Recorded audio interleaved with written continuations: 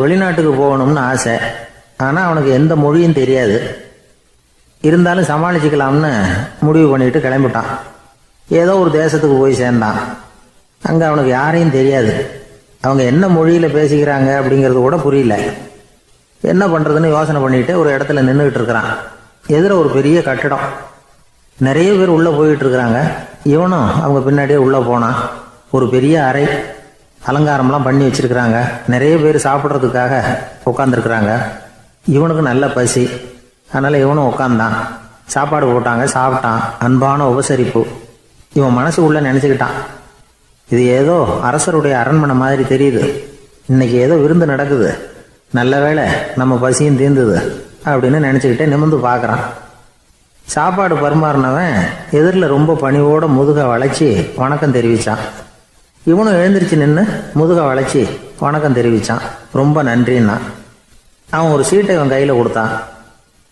இவன் அதை வாங்கி பார்க்குறான். என்ன எழுதியிருக்குன்னு ஒன்றும் புரியல.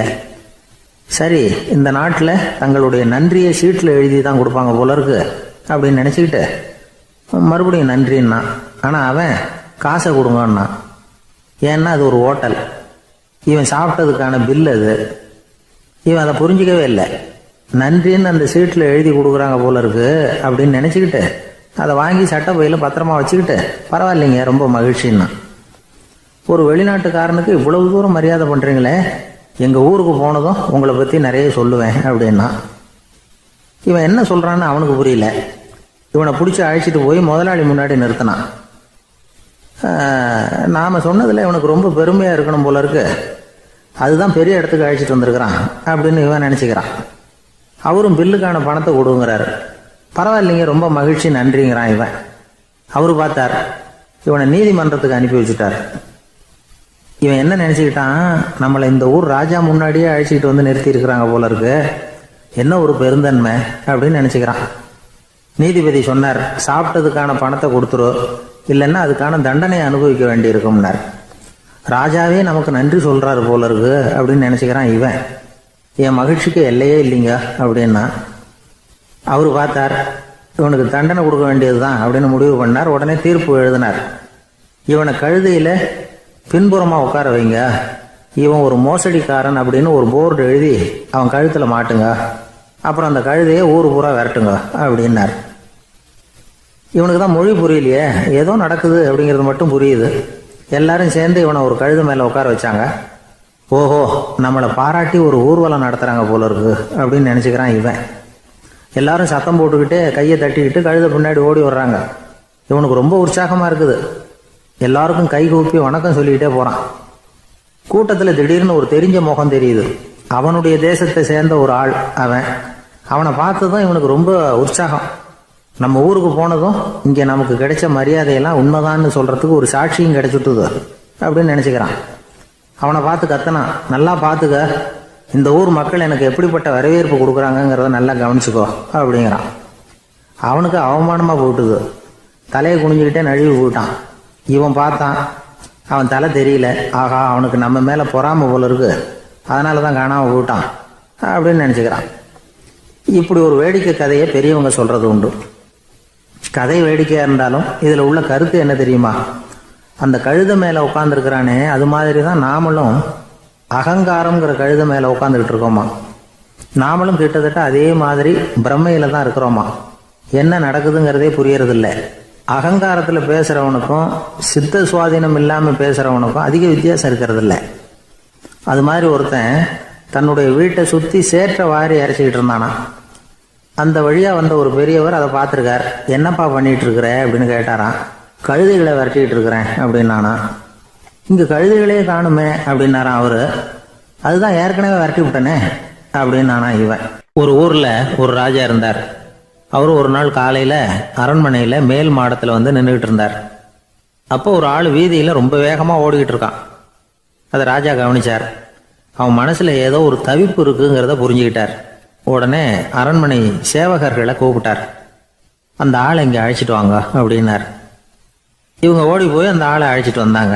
மன்னர் முன்னாடி நிறுத்தினாங்க. மன்னர் அவனை நிமிர்ந்து பார்த்தார். எதுக்காக இவ்வளவு வேகமாக ஓடிக்கிட்டு இருக்கிற அப்படின்னு கேட்டார்.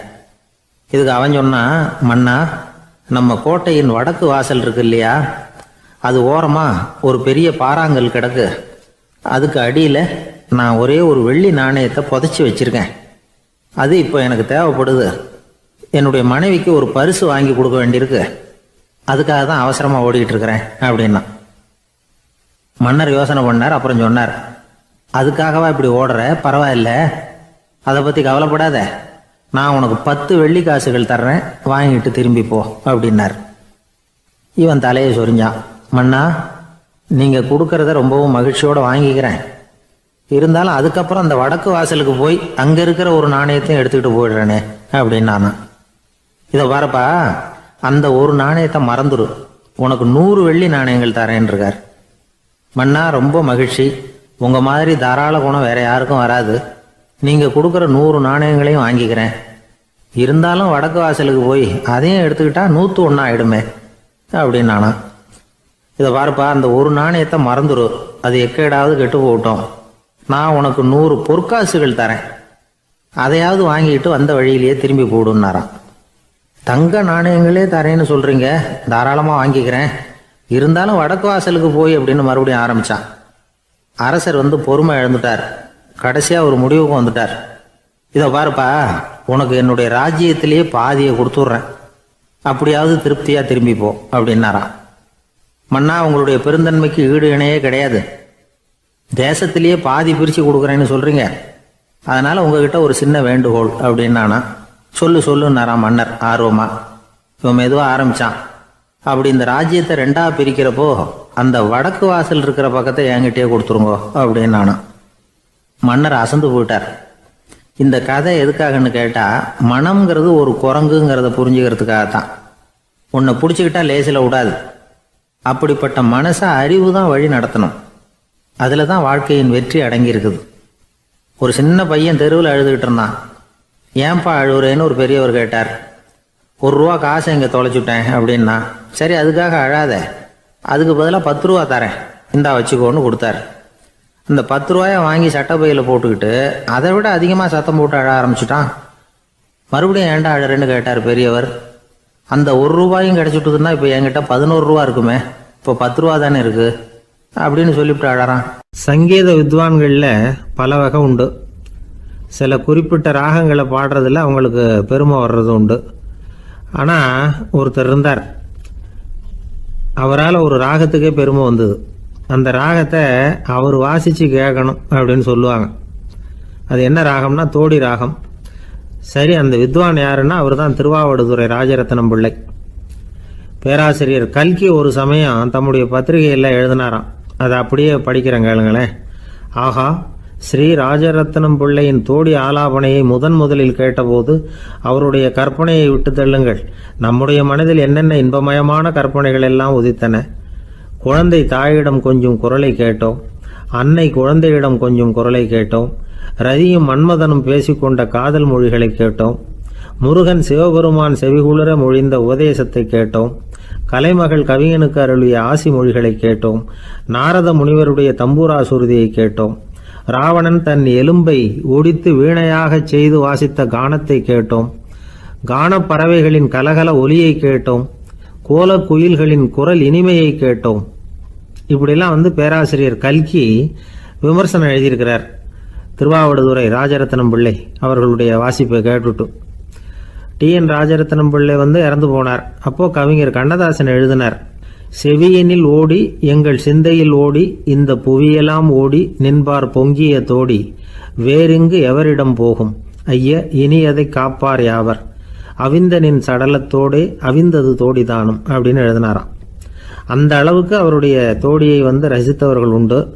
அதே மாதிரி தோடின்னா என்னன்னு தெரியாமலே அவரை ரசித்தவங்களும் அந்த காலத்தில் உண்டு. அதாவது ஒரு பெரிய சபையில் இவர் வாசிச்சுக்கிட்டு இருக்கிறார். பாதியில் ஒரு பெரிய மனுஷன் உள்ள வந்தார். அவர் உடம்புல பட்டு வேஷ்டி, ஜருகை, அங்கவஸ்திரம், வாயில வெத்தலை, வாசனை புகையில, காதில் வைரக்கடுக்கன், கழுத்தில் தங்க சங்கிலி, கை விரல் பூரா மோதிரம், கையில் ஒரு வெள்ளி வெத்தலை புட்டி, உதவிக்கு 2 பேர் பக்கத்தில். இவ்வளவு பந்தாவோட வரார் கச்சேரி கேட்கறதுக்கு. இப்படி வந்தவர் முதல் வரிசையில் உட்கார்ந்தார். வித்வான் வாசிச்சு முடிச்சதும் இவர் அவரை பார்த்து, ஐயா, நீங்கள் தோடி வாசிக்கிறதுல ரொம்ப கெட்டிக்காரர்னு கேள்விப்பட்டிருக்கேன். அதை கேட்கறதுக்காக தான் மெனக்கிட்டு வந்திருக்கிறேன். அதை வாசிங்களேன் அப்படின்னாராம் இந்த பெரியவர். ராஜரத்னம் பிள்ளைக்கு ஒன்றும் புரியல. ஏன்னா இது வரைக்கும் அவர் வாசிச்சுக்கிட்டு இருந்ததே அந்த தோடி ராகத்தை தான். அதை வாசித்து முடித்ததும் அதை வாசிங்களேன்னு இவர் கேட்குறார். அப்படின்னா இவரோட ஞானம் எப்படிப்பட்டது? இவ்வளவும் கேட்டுட்டு இப்படி கேட்குறாரே அப்படின்னு அவர் யோசிச்சிருக்கிறார் ராஜரத்னம் பிள்ளை. உடனே என்ன பண்ணார் தெரியுமா? பக்கத்தில் ரொம்ப சாதுவாக சுருதி போட்டுக்கிட்டு இருந்த ஒரு முதுகில் ஓங்கி ஒரு குத்து விட்டாராம். அவருக்கு ஒன்றும் புரியல, எதுக்கு நம்மளை அடிக்கிறார் இவர், நம்மளை குத்துறாரு வித்வான்னு. அவர் அதிர்ச்சியால் இவர் நிமிர்ந்து பார்த்துருக்கார். அப்போ ராஜரத்னம் பிள்ளை சொன்னாராம், ஏய்யா ஐயா பெரிய மனுஷன், என்னுடைய பரம ரசிகர், தோடி ராகம் கேட்கணுங்கிறதுக்காக இவ்வளோ தூரம் வந்திருக்கிறார், வந்து வரிசையில் உட்காந்துருக்கார். நீ இந்த சமயம் பார்த்து தோடி ராகம் வாசிக்கிற நாதஸ்வரத்தை வீட்டில் வச்சுட்டு வந்துட்டியே, இப்போ ஐயாவுக்காக அந்த ராகத்தை நான் எப்படி வாசிக்கிறது அப்படின்னு சொல்லிவிட்டு மறுபடியும் முதுகில் ஒரு அடி கொடுத்தாராம். அடி வாங்கினவருக்கே சிரிப்பு அடக்க முடியலையா. எனக்கு இது மட்டும்தான் சார் தெரியும், இதை தவிர வேற எதுவும் தெரியாது அப்படின்னு சொல்லிக்கிட்டே காலம் தள்ளுறவங்க ரொம்ப பேர். அவங்கெல்லாம் கஷ்டப்பட வேண்டியிருக்கும். ஒருத்தர் தன்னுடைய தொழிலில் ரொம்ப கெட்டிக்காரராக இருக்கலாம், அதுக்காக எப்பவும் அதே ஞாபகத்தில் இருந்துக்கிட்டு உலகியல் அறிவு இல்லாமல் இருந்துடக்கூடாது, அது ஆபத்து. இதுக்காக நம்ம தாத்தா பாட்டிலாம் ஒரு கதை சொல்லுவாங்களே, கேள்விப்பட்டிருக்கீங்களா? ஒரு சமயம் ஒரு 4 பேர் சேர்ந்து வெளியூருக்கு பிரயாணம் போனாங்களாம். அந்த 4 பேர் எப்படி தெரியுமா? ஒருத்தர் வேதாந்தி, இன்னொருத்தர் சங்கீத வித்வான், 3வது ஆள் வைத்தியர், 4வது ஆள் ஜோசியர். இவங்க 4 பேரும் நண்பர்கள். அதனால் சேர்ந்து புறப்பட்டாங்க. வழியில் ஒரு ஊரில் தங்கினாங்க. இருட்டி போச்சு. அதனால் இன்றைக்கி ராத்திரி இங்கேயே தங்கி இருந்துட்டு நாளைக்கு புறப்படலாம் அப்படின்னு தீர்மானம் பண்ணாங்க. சாப்பாட்டுக்கு என்ன பண்ணுறது? அங்கேயே கடத்தெருவுக்கு போய் சாமான்லாம் வாங்கியாந்து சமைச்சு சாப்பிட்லாம்னு முடிவு பண்ணாங்க. 4 பேர் இருக்கிறதுனால ஆளுக்கு ஒரு காரியமாக செய்யலாம் அப்படின்னு வேலையை பிரிச்சுக்கிட்டாங்க. வைத்தியர் கரிகாய் வாங்க போனார், வேதாந்தி எண்ணெய் வாங்க போனார், ஜோசியர் பலசரக்கு வாங்க போனார், சங்கீத வித்வானுக்கு சமைக்கிற வேலை. எல்லாம் சரி. ஆனால் நடந்தது என்ன தெரியுமா? கடைத்தெருவுக்கு காய்கறி வாங்க போனார்ல வைத்தியர், அங்கே போய் மார்க்கெட்டில் பார்த்தார். ஒவ்வொரு கறிகாயாக எடுத்து பார்த்தார். இது பித்தம், உடம்புக்கு ஒத்துக்காது, இது வாயு, உடம்புக்கு ஒத்துக்காது அப்படின்னு ஒவ்வொன்றா தள்ளினார். கடைசியில் ஒன்றுமே தேரல, வெறுங்கையோடு திரும்பி வந்துக்கிட்டு இருக்கிறார். எண்ணெய் வாங்க போனார் வேதாந்தி, அவர் ஒரு தொன்னையில் எண்ணெயை வாங்கினார். பேசாமல் அதை எடுத்துகிட்டு வர வேண்டியது தானே, முடியல. அவருடைய வேதாந்த மூளை சிந்திக்க ஆரம்பிச்சுட்டுது. இந்த தொன்னைக்கு எண்ணெய் ஆதாரமா அல்லது எண்ணெய்க்கு தொன்னை ஆதாரமா அப்படிங்கிற ஆராய்ச்சியில் இறங்கினார். என்னாச்சு தெரியுமா? அப்படி கவுத்து பார்த்தார். வாங்கின எண்ணெய் பூராவையும் வழியில் கொட்டிவிட்டு வெறும் தொண்டையோடு சேர்ந்தார். பலசரக்கு வாங்க போனார் ஜோசியர், அவர் ஒரு வழியில் பார்த்தாரு. வழியில் வந்தவங்களெல்லாம் அங்கங்கே ஒரு மரத்தடியில் உட்கார வச்சு அவங்களுக்கெல்லாம் ஆர்வம் சொல்ல ஆரம்பிச்சிட்டார். அப்படி ஒவ்வொருத்தராக சொல்லி முடிச்சுட்டு கடத்தருக்கு போய் சேர்ந்தார். இவர் அங்கே போய் சேர்றதுக்குள்ளே ரொம்ப நேரம் ஆகிட்டுது. கடையெல்லாம் பூட்டி விட்டு போயிட்டாங்க. என்ன செய்கிறது? அவரும் வெறுங்கையோடு திரும்பி சேர்ந்தார். சரி, இவங்க கதை தான் இப்படி ஆச்சு. அங்கே சமைக்கிறதுக்காக உட்காந்துருந்தார் சங்கீத வித்வான், அவர் கதை என்னாச்சு தெரியுமா? அங்கே அவர் அடுப்பை பற்ற வச்சு ஒலையை கொதிக்க வச்சார். அதாவது ஒரு பானையில் தண்ணியை ஊற்றி அடுப்பில் வச்சார். அது கொதிக்க ஆரம்பிச்சிது. தண்ணி கொதிக்கிற சத்தம் இருக்குதுல்ல, அது இவருக்கு தாளம் போடுறது மாதிரி இருந்தது. ஒரே குஷி, பாட ஆரம்பிச்சிட்டார். பாடிக்கிட்டே உற்சாகமாக கையில் இருந்த கரண்டியால் அந்த பானையில் தட்டினார், தாளம் போடுறதா நினச்சிக்கிட்டு. அவ்வளவுதான், பானை பட்டுன்னு உடஞ்சி போச்சு. தலையில் கையை வச்சுக்கிட்டு அவரும் உட்காந்துட்டார். எந்த தொழில் தெரிஞ்சாலும் சரி, அதை புத்திசாலித்தனமாக பயன்படுத்த தெரியலன்னா ஆபத்து தான். அதுக்காக தான் இந்த கதை. ஒரு பஸ்ஸு டிரைவர் ரொம்ப கெட்டிக்காரர். பஸ்ஸை ரொம்ப திறமையாக ஆபத்து இல்லாமல் ஓட்டினதுக்காக பரிசுலாம் வாங்கினவர். அவரே ஒரு படகு ஓட்டுறதுக்காக அழைச்சிட்டு போயிருக்கிறாங்க, மோட்டார் படகு. அதையும் ரொம்ப திறமையாக தான் ஓட்டிகிட்டு போயிருக்கிறாரு. நடுக்கடலில் போனதும் படகு நின்று போச்சு. மோட்டாரில் ஏதோ கோளாறு. என்ன செய்யலாம் அப்படின்னு அந்த டிரைவரை கேட்டிருக்கிறாங்க படகுல இருந்தவங்கெல்லாம். அப்போ அவர் சொன்னாராம், கவலைப்படாதீங்க, ஒன்றும் பிரச்சனை இல்லை, எல்லாரும் கொஞ்சம் கீழே இறங்கி பின்னாடி தள்ளுங்க, மோட்டார் ஸ்டார்ட் ஆகிடும் அப்படின்னாராம். இமயமலை அடிவாரத்தில் ஒரு மடம். அங்கே ஒரு சன்னியாசி இருந்தார். அவர்கிட்ட ஒருத்தர் வந்தார். சுவாமி, ஆசையை உதற நினைக்கிறேன், முடியல, ஒட்டிக்கிட்டே வருது அப்படின்னாராம். இப்படி உட்கார, ஒரு கதை சொல்கிறேன் அப்படின்னு சொல்லி அவர் சொல்ல ஆரம்பித்தாராம். அவர் சொன்ன கதை என்னென்னா, ஒரு ஊரில் ஒரு ஆள் இருந்தான். அவன் பேர் குப்புசாமி. அவங்ககிட்ட எப்பவும் ஒரு பழைய தொப்பி இருக்கும், விடவே மாட்டான். அதனால் அவனை எல்லாரும் தொப்பி சாமி அப்படின்னு தான் கூப்பிடுறது வழக்கம். ஒரு புது தொப்பி வாங்கிக்கப்படாதாப்பா அப்படின்னு நண்பர்கள்லாம் சொல்லி பார்த்தாங்க. பணத்துக்கு எங்கே போவேன் அப்படின்னு விட்டானான். பணம் வச்சுருக்கான், செலவு பண்ண மனசு வரல. மகா கஞ்சன். பழைய பாட்டில்கள்லாம் வாங்கி விற்றுக்கிட்டு இருந்தான். அப்படி ஒரு தடவை பழைய கண்ணாடி சாமான்களை ஏலத்தில் எடுத்தப்போ அதில் ஒரு அருமையான சென்ட்டு பாட்டில் கிடச்சிது. உடனே ஒரு ஐடியா பண்ணான். அந்த சென்ட்டை சின்ன சின்ன பாட்டில்களில் அடைச்சி ஜன்னல் ஓரமாக அடுக்கி வச்சுட்டான். அதை விற்றா நிறைய பணம் கிடைக்குமே, அதனால். இதுக்கு இடையில் ஒரு நாள் அவன் அப்படியே உட்காந்துருந்தான். அந்த நேரம் நண்பன் வந்தான். ஏண்டா உன் பழைய தொப்பியை மாற்றப்படாதா, ஊரில் எல்லாரும் கேலி பேசுகிறாங்களே ஒன்று தொப்பி சாமின்னு அப்படின்னு சொல்லி கேட்டிருக்கான். இந்த சென்ட்டு பாட்டில் விற்றதும் பணம் வரும், அதுக்கப்புறம் பார்க்கலாம் அப்படின்னு நானா இவன். சரி வா நீச்சல் குளத்துக்கு போயிட்டு வருவோம் அப்படின்னு கூப்பிட்ருக்கான் நண்பன். 2 பேரும் போனாங்க. அதே நேரம் அந்த ஊர் நீதிபதியும் அங்கே குளிக்க வந்தாராம். அவர்கிட்ட இருந்தது விலை வசந்த ஒரு புது தொப்பி. அதை அங்கே இருந்த ஸ்டாண்டில் மாட்டிவிட்டு குளிக்க போனார். இதுக்கிடையில் குப்புசாமி குளிச்சுட்டு வந்தான். அவனுடைய பழைய தொப்பியை காணலை. அந்த புது தொப்பியை பார்த்தா இது நண்பனுடைய வேலை தான் அப்படிங்கிறதாக புரிஞ்சுக்கிட்டு அதை எடுத்து மாட்டிகிட்டு வந்துட்டான். நீதிபதி குளிச்சுட்டு வந்து பார்க்குறாரு, தொப்பியை காணும். போலீஸில் புகார் கொடுத்தார். அவங்க தேடினாங்க. ஒரு மூலையில் பழைய தொப்பி கிடச்சிது. அடடா இது நம்ம குப்புசாமியோட தொப்பி இல்லையா அப்படின்னு நானா ஒருத்தன்.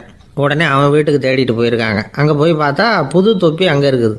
உடனே அவனுக்கு 1000 ரூபா அபராதம் போட்டாங்களாம். அவன் பணத்தை கட்டிவிட்டு ரொம்ப எரிச்சலோடு வீட்டுக்கு வந்தான். பழைய தொப்பி கண்ணில் பட்டது. மறுபடியும் உன்னால் தானே எனக்கு 1000 ரூபா நஷ்டம் அப்படின்னு சொல்லி அதை எடுத்துக்கிட்டு அப்படி போயிருக்கான். அந்த ஊர் குளத்தில் வீசி எரிஞ்சிட்டு வந்துட்டான். அது மீன் பிடிக்கிற ஒருத்தன் கையில் சிக்கிச்சு. அவன் வர்ற வழியில் அதை எடுத்து வேகமாக வீசி எறிஞ்சான். அது நேராக குப்புசாமி வீட்டு ஜன்னல் வழியாக உள்ளே இந்த சென்ட்டு பாட்டில்கள் மேலே விழுந்து எல்லாம் உடஞ்சி நொறுங்கி போச்சு. குப்புசாமி பார்த்தான். தோட்டத்தில் ஆழமாக ஒரு குழியை வெட்டினான்.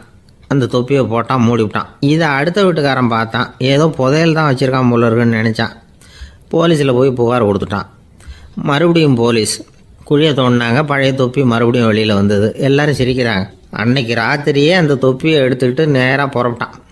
ஒரு கல்லில் அதை சேர்த்து கட்டி குடிநீர் தொட்டி இருக்கும்ல அதில் போட்டுட்டு வந்துட்டான். இனிமேல் என்ன பண்ணும் பார்ப்போன்னு. ஒரு நாள் திடீர்னு குழாயெல்லாம் அடைப்பட்டு போச்சு. மாநகராட்சி அலுவலர்கள் என்னன்னு பார்த்தா அந்த பழைய தொப்பி குழாயை அடைச்சிக்கிட்டு இருக்குது. இது குப்புசாமியோட தொப்பிங்கிறது தான் எல்லாருக்கும் தெரியுமே.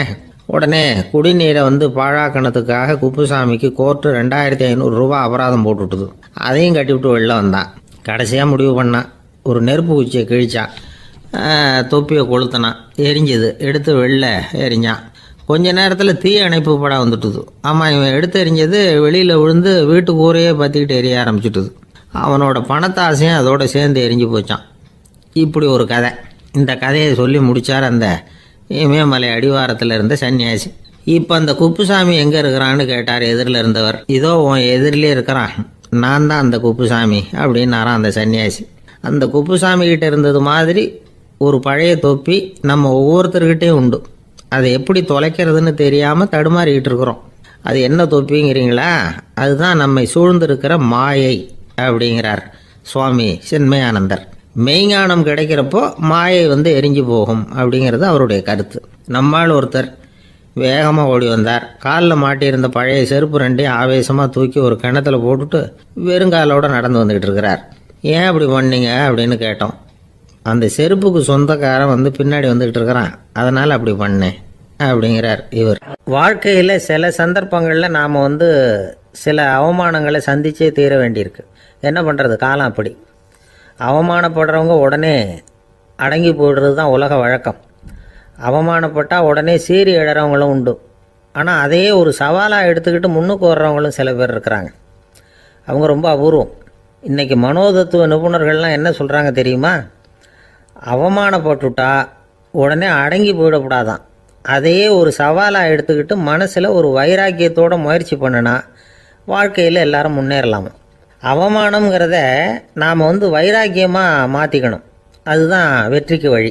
ராமர் இந்த பூமியில் பிறந்ததே ஒரு வைராக்கியத்தினால தான் சார் அப்படின்னார் ஒருத்தர். எப்படிங்க அது அப்படின்னு கேட்டேன். அவர் சொன்னார், தசரதருக்கு ராமர் குழந்தையாக பிறக்கணும், அப்போ தான் இங்கே இருக்கிற கஷ்டங்கள்லாம் நீங்கும் அப்படின்னு சர்வ லோகமும் எதிர்பார்த்துக்கிட்டு இருக்குது. ஆனால் அவர் எப்போ வந்து பிறப்பார் அப்படின்னு யாருக்கும் தெரியல. அந்த காரியம் சீக்கிரம் நடக்கணுமே, அதுக்கு என்ன பண்ணுறது? நாரதர் வந்தார் ஒரு நாள் தசரதரை தேடி. தசரதா, உனக்கு ஒரு செய்தி தெரியுமான்னு ஆரம்பித்தார். அவர் எப்பவும் இப்படித்தானே ஆரம்பிக்கிறது வழக்கம். என்ன விஷயம்னு கேட்டார் தசரதர். தசரதா, நீ அடிக்கடி உன்னோட தேரில் ஏறிக்கிட்டு தேவலோகத்துக்கு போகிற, அங்கே போகிற வர்ற எல்லாம் பண்ணிகிட்ருக்க, எல்லாம் சரி. தேவலோகத்துலேயும் உன்னை நல்லபடியாக தான் வரவேற்கிறாங்க. தேவேந்திரன் உன்னை பிரியமாக அழைச்சிட்டு போய் தன்னுடைய அரியாசனத்திலேயே தனக்கு பக்கத்திலேயே உட்கார வைக்கிறான். நீயும் சந்தோஷமாக உட்காந்து பேசிவிட்டு வந்துடுற. ஆனால் நீ இங்கே வந்ததுக்கு அப்புறம் அங்கே என்ன நடக்குது தெரியுமா உனக்கு அப்படின்னாரான் நாரதர். என்ன நடக்குது எனக்கு ஒன்றும் தெரியலையே அப்படின்னாரான் தசரதர். நாரதர்கிட்ட வந்து கிட்டத்தில் வந்து கேட்டிருக்கார், கொஞ்சம் சொல்லுங்கள் என்னது அப்படின்னு. அவர் நெருங்கி வந்தாரான் நாரதரும். மெதுவாக அவர் காதோட காதாக சொன்னாராம். அதாவது நம்ம பாஷையில் சொல்லப்போனால் பற்ற வைக்கிறார். நீ அங்கே தேவேந்திரங்கிட்ட உட்காந்து பேசிவிட்டு வந்த பிறகு நீ அங்கே உட்காந்துருந்த அரியாசனத்தை தண்ணி ஊற்றி கழுவி சுத்தப்படுத்துகிறாங்க. நீ என்ன அந்த அளவுக்கு சுத்தம் இல்லாத ஆளா? தினம் குளிக்காமையாக இருக்கிற அப்படின்னாராம். தசரதருக்கு இது ரொம்ப அவமானமாக போயிட்டுது. அப்படியே செய்கிறாங்க அப்படின்னாராம். ஆமாம், நீ வேணும்னா நான் சொல்கிறது உண்மையாக இல்லையா அப்படின்னு சோதனை பண்ணி பார்த்துக்கோ அப்படின்னாரான் நாரதர். உடனே தசரதர் இதுக்காகவே புறப்பட்டு தேவலோகம் போனார். அங்கே வழக்கம் போலவே இவரை கூப்பிட்டு உட்கார வச்சு பேசிக்கிட்டு இருந்தான் தேவேந்திரன். கொஞ்ச நேரம் பேசிக்கிட்டு இருந்துட்டு சரி நான் கிளம்புறேன்னு புறப்பட்டார். சரி, அவனும் வாசல் வரைக்கும் வந்து வழி அனுப்பி வச்சுட்டு உள்ளே போயிட்டான். தசரதர் வெளியில் கொஞ்ச நேரம் மறைஞ்சி இருந்துட்டு மெதுவாக உள்ளே எட்டி பார்த்தார் என்ன நடக்குதுன்னு. நாரதர் சொன்னது உண்மைதான். தசரதர் உட்காந்துருந்த ஆசனத்தை அங்கே 2 தேவர்கள் கழுவி சுத்தப்படுத்திக்கிட்டு இருக்கிறாங்க. தசரதரால் இதை தாங்கிக்க முடியல. அவருக்கு ரொம்ப அவமானமாக போச்சு. நேராக கிடுகிடுன்னு தேவேந்திரங்கிட்டே போனார். நான் உட்காந்துருந்த இருக்கையே சுத்தம் பண்ணுறியே, நான் என்ன அந்த அளவுக்கு பாவியா அப்படின்னு கேட்டார். ரொம்ப கோபமாக கேட்டார். தசரதரே, மனுஷனுக்கு 3 கடன்கள் உண்டு. தேவ கடன், ரிஷி கடன், பித்ரு கடன். இதை தீர்க்காதவன் பாவியாகிறான். இதில் மகனை பெறுவதால் தான் பித்ரு கடன் தீரும். உனக்கு மகன் கிடையாது, அதனால் நீ பாவி ஆகிற. பாவி உட்காந்துருந்த இடம்ங்கிறதுனால அதை சுத்தம் செய்ய வேண்டியது எங்கள் கடமை அப்படின்னு நானும் தேவேந்திரன். இந்த இடத்துல தசரதருக்கு ஏற்பட்ட அவமானம் ஒரு வைராக்கியமாக மாறிச்சு. தேவேந்திரனே கேட்டுக்கோ, ஒரு மகனை பெற்ற பிறகு தான் இந்த சபையில் மறுபடியும் அடி எடுத்து வைப்பேன் அப்படின்னு சொல்லிவிட்டு போயிட்டாரான். போய் புத்திர காமேஷ்டி யாகம் பண்ணார். புத்திரர்கள் பிறந்தார்கள். இந்த கதையில் உள்ள கருத்து என்னென்னா, தேவேந்திரன் தசரதரை அப்படி அவமானப்படுத்தலைன்னா அவருக்கு இப்படி ஒரு வைராக்கியம் பிறந்திருக்குமா? யோசிச்சு பார்க்கணும். நமக்கு ஏற்படுகிற சில அவமானங்களையும் வைராக்கியமாக மாற்றிக்குவோம். அப்படி மாற்றிக்கிட்டோம்னா வாழ்க்கையில் வந்து முன்னேறலாம். நம்ம ஆளுங்க சில பேர் அவமானத்தை வந்து வைராக்கியமாக மாற்றிக்கிறது எப்படி தெரியுமா? நம்மகிட்ட ஒரு பையன் சொன்னான், எங்கள் அப்பா என்னை எல்லாருக்கும் முன்னாடி வச்சு திட்டிவிட்டார், பொறுப்பு இல்லாமல் ஊர் சுற்றுறேன்னு சொல்லி அவமானப்படுத்தி விட்டார். இனிமேல் நீ என் முகத்திலேயே முழிக்காதரா போடான்னு வேற சொல்லிவிட்டார். எனக்கு ரோஷம் வந்துட்டுது. அந்த அவமானத்தை வைராக்கியமாக மாற்றிக்கிட்டேன். அன்னையிலேருந்து அவர் முகத்திலேயே முழிக்கிறது இல்லை அப்படின்னா. அப்படியான்னு கேட்டோம். ஆமாங்க, அவர் வீட்டில் இல்லாத நேரமாக பார்த்து உள்ளே சமையல் கட்டுக்கு போய் சாப்பிட்டுட்டு நைஸாக வெளியில் வந்துடுவேன் அப்படிங்கிறான் அவன். ஒரு கடைக்கு போனேன், 5 ரூபா பணத்தை எடுத்து கொடுத்தேன். ஒரு தினசரி பத்திரிக்கையை கேட்டேன். அவர் உடனே அங்கே அடுக்கி வச்சுருந்த பத்திரிகையில் ஒன்று எடுத்து என் கையில் கொடுத்தார். வாங்கிக்கிட்டேன். மீதி பணத்தை எடுத்தார். அதையும் என் கையில் கொடுக்கணும்ல, கொடுக்கல. எதிரில் இருந்த பலகையில் வச்சு எடுத்துக்க சொன்னார். எப்பவும் அவர் அப்படி தான் பண்ணுவார். நானும் எடுத்துக்கிட்டு வந்துடுவேன். இவர் ஏன் இப்படி பண்ணுறாருங்கிறது எனக்கு ரொம்ப நாளாக ஒரு சந்தேகம். ஒரு நாள் அவர்கிட்டயே இதை கேட்டுவிட்டேன். ஏங்க, நீங்கள் உங்கள் கடைக்கு வந்து பொருள்கள் வாங்குறவங்களுக்கு நீங்கள் பாக்கி சில்லறையை கொடுக்குறப்போ பலகையில் வச்சு விட்றீங்க, கையில் கொடுக்க மாட்டேங்கிறீங்களே, ஏன் அப்படின்னு கேட்டேன். காசை கையில் கொடுத்தா நம்மக்கிட்ட இருக்கிற லட்சுமி போயிடுவா சார் அப்படின்னார். அதாவது பணம் செலவாயிடும் அப்படின்னு அர்த்தமா. இன்னொரு நண்பர், அவர் ஒரு நாள் வழக்கத்துக்கு மாறாக ரொம்ப சோகமாக உட்காந்துருக்கிறார். ஏங்க என்னாச்சு, ஏன் இப்படி கப்பலே கவிழ்ந்தது மாதிரி உட்காந்துருக்குறீங்க அப்படின்னு கேட்டேன். கப்பலே கவிழ்ந்திருந்தா கூட நான் இப்படி கவலைப்பட மாட்டேன் சார், வேற ஒன்று நடந்து போச்சுன்னார். என்னன்னு கேட்டேன். என் உச்சந்தலையில் பல்லி ஒன்று விழுந்துட்டுதுன்னார். அதுக்காகவா இப்படி அப்படின்னு ஆச்சரியப்பட்டேன். ஆமாங்க, பல்லி உச்சந்தலையில் விழுந்தால் பலன் என்னன்னு பஞ்சாங்கத்தில் பார்த்தேன், மரணம்னு போட்டிருக்கு அப்படின்னு சொல்லிவிட்டு அவர் தொடர்ந்து கவலைப்பட ஆரம்பிச்சிட்டார். இப்படியும் ஒருத்தர். என் கூட வேலை பார்க்குற ஒருத்தர் எப்படி தெரியுமா, தினமும் வலது காலை வச்சு தான் ஆஃபீஸுக்கு உள்ளே நுழைவார். என்னைக்காவது தவறுதலாக இடது காலை வச்சு உள்ளே வந்துட்டார்னா அன்னைக்கு பூரா மனசு சங்கடப்படுவார். எந்த வேலையும் சரியாக ஓடாது. கேரம் போர்டு ஆடுற ஒருத்தர் எப்போ ஆட உட்காந்தாலும் ஸ்ட்ரைக்கரை கை தவறி கீழே விழுற மாதிரி பண்ணி அதுக்கப்புறம் அதை எடுத்துக்கிட்டு ஆட உட்காருவார். ஏன்னா எப்போ ஒரு தடவை நிஜமாவே அது கை தவறி கீழே விழுந்திருக்குது. அன்னைக்கு பிரமாதமாக ஜெயிச்சுட்டார். உடனே ஒரு முடிவுக்கு வந்துட்டார், கை தவறுனா லாபம் அப்படின்னு. அதுக்கப்புறம் அதையே பழக்கமாக்கிக்கிட்டார். பூனை குறுக்க போனால் சகனம் சரியில்லைன்னு நினைக்கிறவங்க உண்டு. ஆனால் ஒருத்தர் எப்படி தெரியுமா, அவர் வெளியில் கிளம்புற சமயம் பக்கத்து வீட்டு ரேடியோவில் மியாவ் மியாவ் பூனை குட்டின்னு பாட்டு சத்தம் கேட்டால் கூட போதும், சகனம் சரியில்லைன்னு பிரயாணத்தை கேன்சல் பண்ணிவிடுவார். இப்போ இவ்வளவும் எதுக்கு சொல்கிறோம்னா, அளவுக்கு மீறின சகுன நம்பிக்கைகள் இருக்கு பாருங்க, இதோட பயமும் சேர்ந்துக்கிட்டதுன்னு வச்சுக்கோங்க, இது ஒருத்தருடைய மனநிலையை பாதிச்சிடும். இது உளவியல் நிபுணர்கள் சொல்கிற கருத்து. வாழ்க்கையே தடுமாற வச்சிரும். பாதுகாப்பு இல்லாத உணர்வு, ஒரு விதமான டிப்ரெஷன் மனநிலை, இதெல்லாம் தான் இதுக்கு காரணமாக அமையலாம். சில பேர் காய்கறி நறுக்க கத்தியை கையில் எடுத்தால் கூட நேரம் சரியாக இருக்கா அப்படின்னு பார்த்துட்டு தான் வேலையை ஆரம்பிக்கிறது வழக்கம். அறிவு தான் மனசுக்கு வாத்தியாராக இருக்கணும். அப்போ தான் வாழ்க்கை நிம்மதியாக இருக்கும். அறிவு மனசு சொல்கிறபடியெல்லாம் கேட்க ஆரம்பிச்சுட்டுதுன்னா இடைஞ்சல் தான். ஒருத்தருக்கு 7ஆம் நம்பர் தான் ராசியான நம்பரான். 7ஆம் தேதி தான் எந்த காரியத்தையும் ஆரம்பிப்பாராம். 7 எழுத்து வர்றது மாதிரி பேரை மாற்றி வச்சுக்கிட்டார். 7 மணிக்கு தான் தினமும் எழுந்திருப்பார். 7ஆம் நம்பர் வீட்டில் தான் குடியிருக்கார். கல்யாணம் கூட 7ஆம் தேதி தான் பண்ணிக்கிட்டார். அவர் ஒரு நாள் குதிரை பந்தயத்துக்கு போனாராம். குதிரையோட பேரையெல்லாம் பார்த்தார். ஒரு குதிரையோட பேர் 7 எழுத்தில் அமைஞ்சிருந்தது. 7 தானே இவருக்கு அதிர்ஷ்ட நம்பர். அதனால் உடனே அது பேரில் பணத்தை கட்டினார். பந்தயம் நடந்தது. என்ன சார் ஆச்சுன்னு கேட்டாங்க. நான் பணம் கட்டின அந்த என்னோட குதிரை 7ஆவதாக சேர்ந்தது சார் அப்படின்னாராம் சோகமாக. ஒரு ஊரில் ஒரு ராஜா இருந்தார்.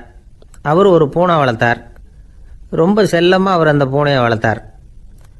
அவர் என்ன பண்ணுவார் தெரியுமா, இரவு நேரத்தில் அந்த பூனையோட தலையில் ஒரு விளக்க வச்சுருவார்.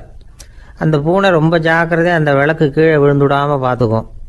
தலையை ஆட்டாமல் ரொம்ப நிதானமாக ராஜா பின்னாடி நடந்து போய்கிட்டே இருக்கும். அந்த விளக்கு வெளிச்சத்தில் எல்லா வேலைகளையும் செஞ்சுருவார். கையில் ஒரு விளக்கை தனியாக எடுத்துகிட்டு போக வேண்டிய அவசியமே இல்லை.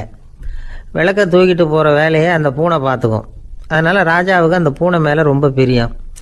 மந்திரிகளையெல்லாம் கூப்பிட்டு அவங்கக்கிட்ட சொல்லுவார், பார்த்தீங்களா இந்த பூனை எவ்வளவு விசுவாசமாக நடக்குது, என் பேரில் எவ்வளவு மரியாதை பார்த்தீங்களா அதுக்கு அப்படிம்பார். இதை கேட்டுவிட்டு அங்கேருந்து அமைச்சர்களில் ஒருத்தர் சொன்னார், மன்னா நீங்கள் சொல்கிறது சரிதான், இருந்தாலும் இந்த பூனையோட விசுவாசத்தை நாம் கொஞ்சம் சோதித்து பார்க்க வேண்டியிருக்கு அப்படின்னாராம். சரி, உங்கள் ஆசையை ஏன் கெடுக்கணும், நல்லா சோதிச்சு பாருங்கள் அப்படின்னு சொல்லிவிட்டார் ராஜா. உடனே அந்த அமைச்சர் என்ன பண்ணார் தெரியுமா, எங்கேயோ புறப்பட்டு போனார். ஒரு 5-6 எலிகளை பிடிச்சிட்டு வந்தார். அரண்மனையில் ராஜா ஏதோ வேலை பார்த்துக்கிட்டு இருக்கிறாரு. பக்கத்தில் அந்த பூனை ரொம்ப பணிவாக நின்றுக்கிட்டு இருக்குது. அது தலையில் விளக்கு எரிஞ்சிக்கிட்டு இருக்கு. அமைச்சர் தான் பிடிச்சிட்டு வந்த எலிகளை அந்த பூனை பார்வையில் படுறது மாதிரி எதிரில் விட்டார். அந்த எலிகள்லாம் அங்கேயும் இங்கேயும் ஓட ஆரம்பிச்சிது. அதை பார்த்தது பூனை. அவ்வளவுதான். தலையில் இருக்கிற விளக்கை பற்றியும் கவலைப்படலை, ராஜாவை பற்றியும் கவலைப்படல. ஒரே பாய்ச்சலாக பாஞ்சு எலிகளை துரத்த ஆரம்பிச்சுட்டுது. தலையில் இருந்த விளக்கு எங்கேயோ போய் விழுந்தது, அணைஞ்சு போச்சு. இருட்டில் ராஜா தடுமாற ஆரம்பிச்சுட்டார். இந்த சமயத்தில் அந்த அமைச்சர் மறுபடியும் விளக்கை ஏற்றினார். வெளிச்சம் வந்தது. அதுக்கப்புறம் அந்த அமைச்சர் பேசினார், அரசே, பூனையோட விசுவாசத்தை பார்த்தீங்களா, எலி அது கண்ணில் படுற வரைக்கும் தான் விசுவாசமாக இருந்தது. அது மாதிரி எலியை பார்த்ததும் எல்லாத்தையும் விட்டுட்டு அதை துரத்த ஆரம்பிச்சுட்டு பார்த்தீங்களா. தான் அந்த பூனையை பற்றி நினச்சது தப்புங்கிறது அதுக்கப்புறம் தான் அந்த ராஜாவுக்கு புரிஞ்சுதான். சரி, இப்போ எதுக்கு இந்த கதையெல்லாம் அப்படிங்கிறீங்களா, இந்த பூனை மாதிரி தான் நம்ம மனசும். மனசை எவ்வளவு தான் பயிற்சி கொடுத்து பக்குவமாக வச்சுருந்தாலும் பார்க்குறதுக்கு பரமசாது மாதிரி தான் இருக்கும். பார்க்க வேண்டியதை பார்த்துட்டுதுன்னா பாஞ்சிரும். இந்த பூனை மாதிரி புலன் இன்ப பொருள்கள் கிட்டாத வரைக்கும் மனம் அடங்கி இருக்கிறது மாதிரி தான் தெரியும். கொஞ்சம் வாய்ப்பு கிடைச்சாலும் அது குதிக்க ஆரம்பிச்சிடும், தப்பு பண்ண ஆரம்பிச்சிடும். பெரிய பெரிய முனிவர்கள் வாழ்க்கையில் நடந்த வீழ்ச்சி இதை தான் நிரூபிக்குது. புலன்களின் ஆற்றல் அதிகம். அதனால் மனக்கட்டுப்பாடு பயிற்சிகளில் ரொம்ப எச்சரிக்கையாக இருக்கணுங்கிறார் சுவாமி சிவானந்தர். மது பழக்கத்தையே விட்டுவிட்டேன்னு உறுதியாக இருப்பான். கடை கண்ணில் பட்டுவிட்டுதுன்னா கால் அவனை கேட்காமலே இழுத்துக்கிட்டு உள்ளே போயிடும். இதுதான் மனசுங்கிறது. அதுதான் அந்த ராஜா வளர்த்த பூனை. நம்மால் ஒருத்தன் அந்த ராஜா பூனை தலையில் விளக்க வச்சது மாதிரி இவன் தன்னுடைய தலையிலேயே ஒரு விளக்கை ஏற்றி வச்சுக்கிட்டு என்னத்தையோ தேட ஆரம்பித்தான். தேடிக்கிட்டு இருக்கிறான். தலையை ஆட்டாமல் நிதானமாக நடந்து ரொம்ப நேரமாக தேடிட்டு இருக்கிறான். அந்த சமயம் அங்கே வந்த ஒருத்தர் என்னத்தை தேடுறீங்கன்னு கேட்டார். அதுதான் மறந்து போச்சு அப்படின்னு இழுத்தான். சரி, கொஞ்சம் இப்படி உட்காருங்க, ஞாபகம் வந்ததும் தேட ஆரம்பிக்கலாம் அப்படின்னார் அவர். இவன் கொஞ்ச நேரம் உட்காந்து யோசித்தான். அப்புறம் திடீர்னு எழுந்திரிச்சான். ஞாபகம் வந்துட்டுதுன்னா. என்னன்னு கேட்டார். எங்கள் வீட்டில் இருந்த விளக்கை எங்கே வச்சேன்னு தெரியல, அதை தான் தேடிக்கிட்டு இருக்கிறேன், ஏற்றி வைக்கலாம்னு பார்க்குறேன் அப்படின்னா. இந்த உலகத்தில் நாம் நல்லபடியாக இருக்கணும்னா அதுக்கு முக்கியமாக தேவைப்படுறது ரெண்டு. ஒன்று செல்வம், இன்னொன்று அறிவு. சரி, இது ரெண்டில் சிறந்தது எது அப்படின்னு ஒரு கேள்வி கேட்டால் என்ன பதில் சொல்கிறது? இதே கேள்வியை ஹஸ்ரத் அலி அவர்கள்கிட்ட கேட்டாங்களாம். அவர் ஒரு பெரிய அறிஞர். கேள்வி கேட்டவங்களும் சாதாரண ஆட்கள் இல்லை, இவங்களும் அறிஞர்கள். ஒரு நாள் ஹஸ்ரத் அலி அவர்கள்கிட்ட 10 அறிஞர்கள் வந்தாங்களாம். ஐயா, நாங்கள் 10 பேரும் உங்ககிட்ட ஒரே கேள்வியை தான் கேட்க வந்திருக்கிறோம், ஆனால் எங்கள் 10 பேருக்கும் நீங்கள் தனித்தனியாக பதில் சொல்ல முடியுமா அப்படின்னு கேட்டிருக்காங்க. அதாவது அவங்க ஒரே கேள்விக்கு இவர்கிட்ட இருந்து 10 விதமான பதில் எதிர்பார்க்குறாங்க. சரி, கேளுங்க, என்ன கேள்வி அப்படின்னார் அவர். அப்போ தான் அவங்க கேட்டாங்களாம், செல்வம் அறிவு இது ரெண்டில் சிறந்தது எது? இதுதான் கேள்வி. ஹஸ்ரத் அலி என்ன பண்ணார் தெரியுமா? அவங்கள ஒவ்வொருத்தராக கூப்பிட்டார். ஒவ்வொரு விதமான பதிலை சொல்லி அனுப்புனார்.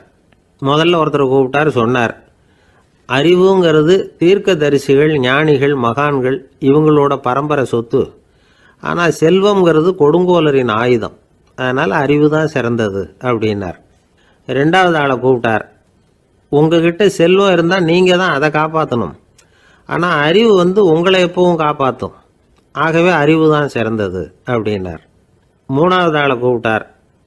செல்வந்தனுக்கு எப்போதும் விரோதிகள் அதிகம், ஆனால் அறிஞனுக்கு நண்பர்கள் அதிகம், அதனால் அறிவு தான் சிறந்ததுன்னார்.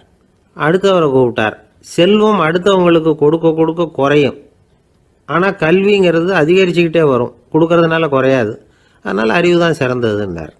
இன்னொருத்தரை கூப்பிட்டார். அறிவுள்ளவன் எப்பவும் அதை அடுத்தவங்களுக்கு வாரி வழங்கிக்கிட்டே இருப்பான், அதனால் அவங்ககிட்ட தாராளத்தன்மை இருக்கும், ஆனால் செல்வந்தன்கிட்ட கஞ்சத்தனம் தான் இருக்கும், அதனால் அறிவு தான் சிறந்ததுன்னார்.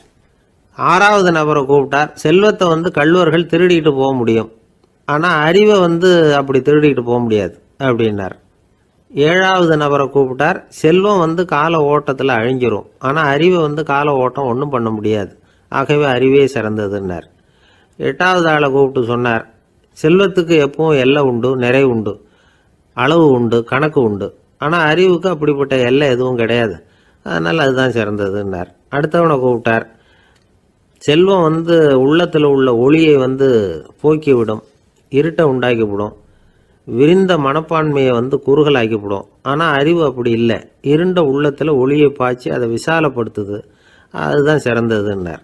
கடைசியாக 10வது நபரை கூப்பிட்டார். செல்வம் மனசில் செருக்கை உண்டாக்குது, ஆணவத்தை ஏற்படுத்துது, அதனால் நானே கடவுள்னு நினைக்கிற அளவுக்கு மனுஷனை தாழ்த்தி விடுது, ஆனால் அறிவு பணிவையும் பண்பாட்டையும் வளர்க்குது, அதனால் அறிவு தான் சிறந்ததுன்னார். ஆக இப்படி 10 பேருக்கும் 10 விதமாக பதில் சொன்னது மூலமாக ஹஸ்ரத் அலி அவர்கள் அறிவு தான் செல்வத்தை விட சிறந்தது அப்படிங்கிறதுக்கு 10 காரணங்களை சுட்டி காட்டியிருக்கார். அந்த அறிஞர் 10 பேர் கேட்ட ஒரே கேள்விக்கு 10 பதில் சொன்னார். நமக்கு வேண்டிய ஒருத்தர் 10 பேர் கேட்ட கேள்விக்கு ஒரே பதில் சொல்லி சமாளித்தார். கேள்வி என்ன தெரியுமா? என்கிட்ட வாங்கின கடனை எப்போயா திருப்பி கொடுக்க போகிற? இதுதான் அந்த 10 பேரும் கேட்ட ஒரே கேள்வி. இந்த மாதம் 26ஆம் தேதி தந்துடுறேன் அப்படிங்கிற ஒரே பதில் சொல்லி அவ்வளவு பேரையும் இவர் அனுப்பி வச்சுட்டாராம். எல்லாரும் போனதுக்கப்புறம் இவரை தனியாக கூப்பிட்டு கேட்டிருக்கிறாங்க. அது என்ன சார் கணக்கு, 26ஆம் தேதி அன்னைக்கு என்ன அதிசயம் நடக்க போகுது அப்படின்னு கேட்டிருக்காங்க. அதிசயம் அன்னைக்கு இல்லை, அதுக்கு நாளே நடக்க போகுதுன்னாராம். விவரமாக சொல்லுங்கன்னு இருக்காங்க. வேற ஒன்றும் இல்லைங்க, 26ஆம் தேதி தானே எல்லாரையும் வர சொல்லியிருக்கிறேன், அதுக்கு நாளே நான் புறப்பட்டு தலைமறைவாயிட போகிறேன் அப்படின்னாராம் ரொம்ப பெருமையாக. ஒரு ஊரில் ஒரு ராஜா இருந்தார். அந்த ராஜாவுக்கு ஒரு மந்திரி. ராஜா ரொம்ப நியாயமானவர், நேர்மையானவர், கண்டிப்பானவர்.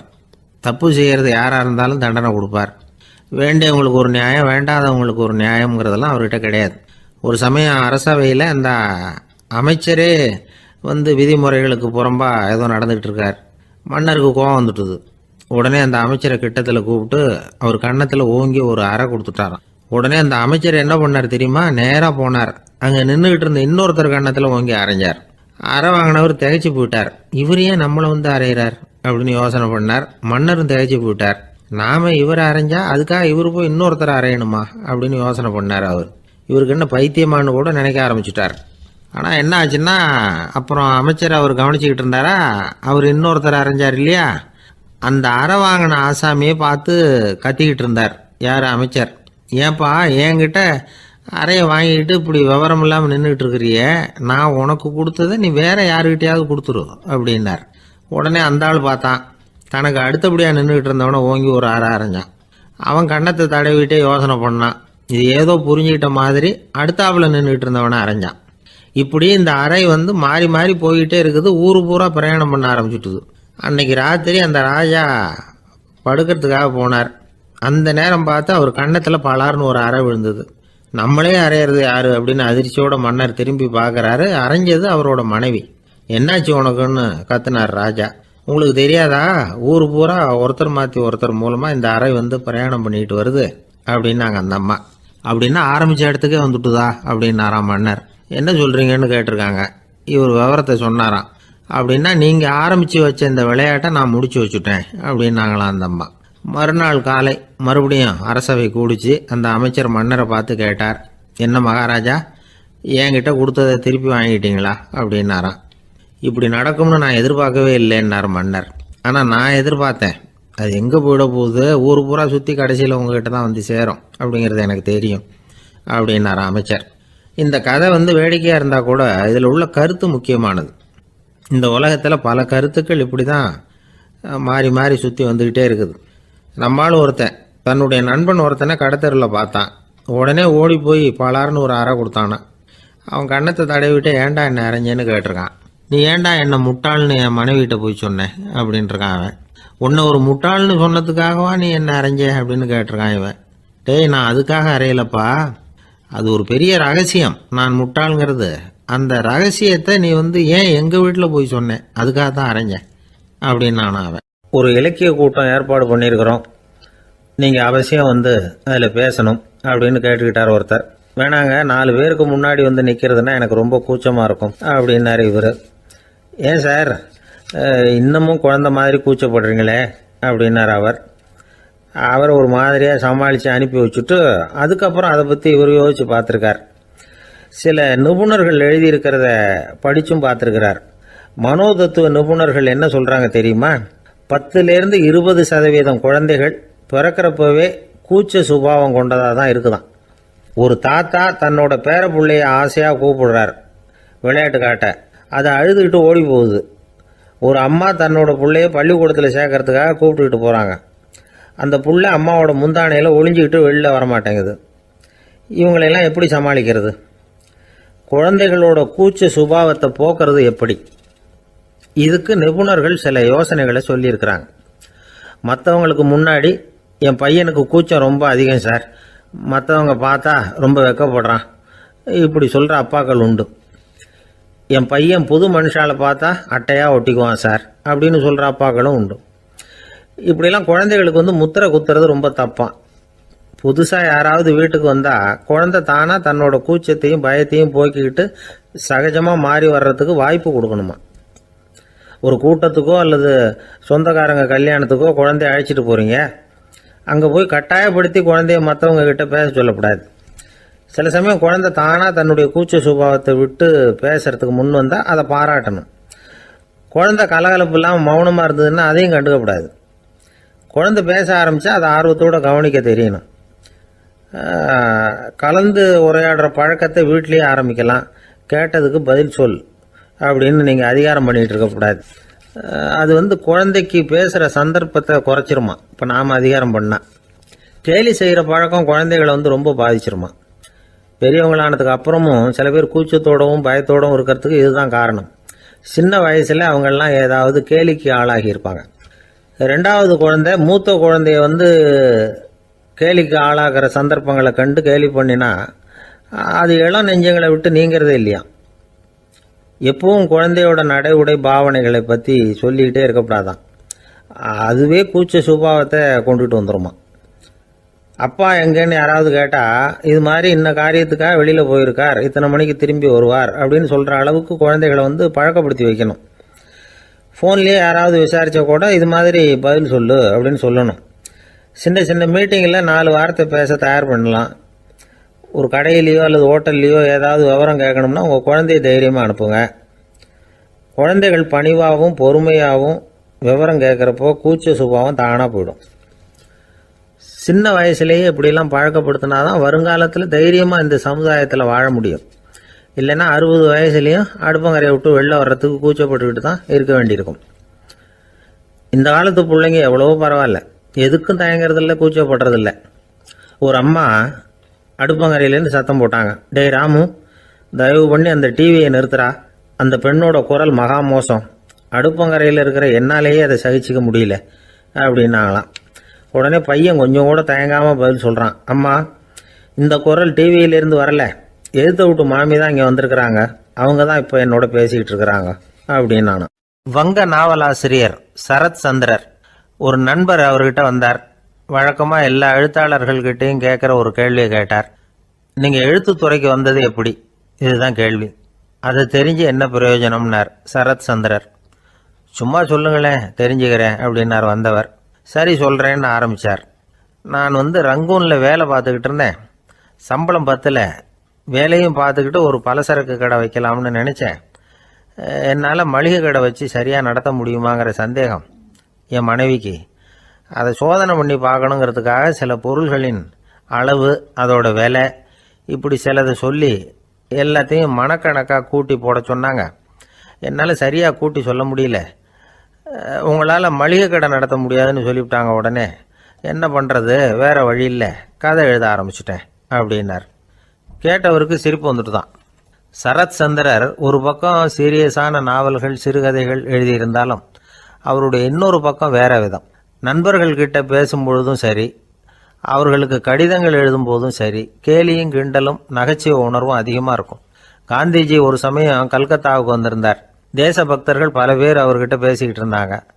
அப்போது சரத் சந்திரரும் அங்கே இருந்தார். கிரண் சங்கர் ராய் அப்படிங்கிறவரும் அங்கே இருந்தார். அவர் சொன்னாராம், காந்திஜியோட பழகிய முதல் வங்காளி நான் தான்.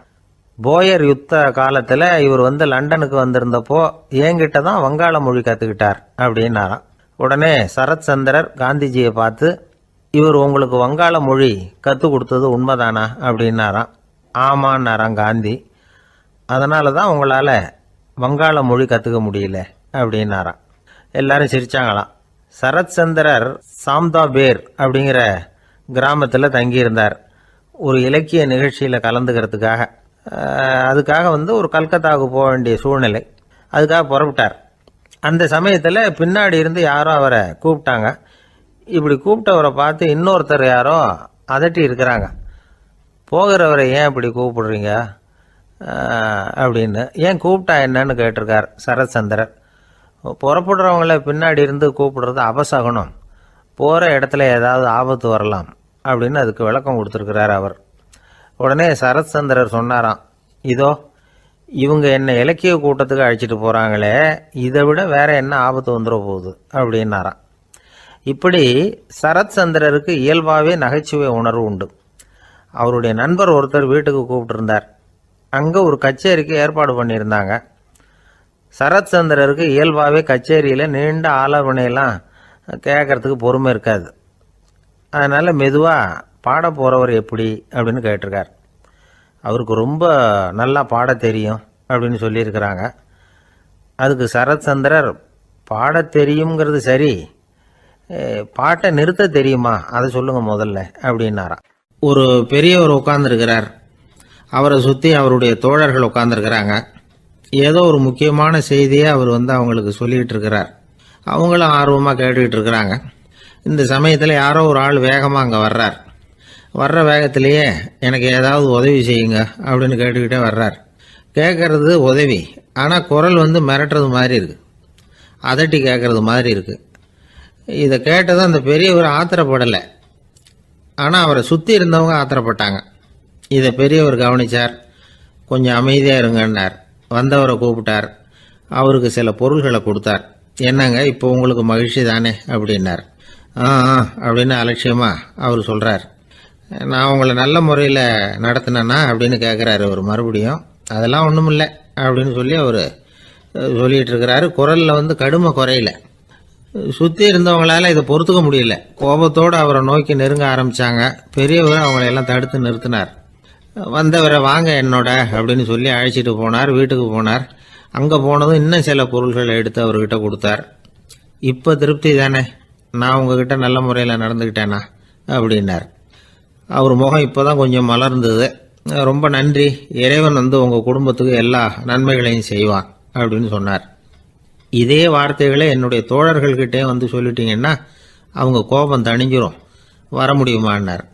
கண்டிப்பாக வர்றேன் அப்படின்னாரு. மறுநாள் காலையில் அந்த இடத்துக்கு வந்தார். அதே மாதிரி சொல்லிவிட்டு அவர் போயிட்டார். தோழர்கள்லாம் ரொம்ப வியப்போடு பெரியவரை பார்த்தாங்க. அந்த பெரியவர் தான் நபிகள் நாயகம். அவர் சொன்னார், ஒருத்தன் ரொம்ப ஆசையாக ஒரு ஒட்டகத்தை வளர்த்துக்கிட்டு வந்தான். ஒரு நாள் அந்த ஒட்டகம் கயத்தை அறுத்துக்கிட்டு ஓடி போயிட்டுது. அக்கம் பக்கத்தில் இருக்கிறவங்கெல்லாம் அந்த ஒட்டகத்தை பிடிக்கிறதுக்கு முயற்சி பண்ணாங்க. அதை துரத்திட்டு ஓடினாங்க. ஒட்டகம் தாறுமாறாக ஓட ஆரம்பிச்சுது. இந்த சமயத்தில் ஒட்டகத்தை வளர்த்தவன் அங்கே ஓடி வந்தான். நீங்கள் அதை ஒன்றும் செய்ய வேணாம், விட்டுருங்க.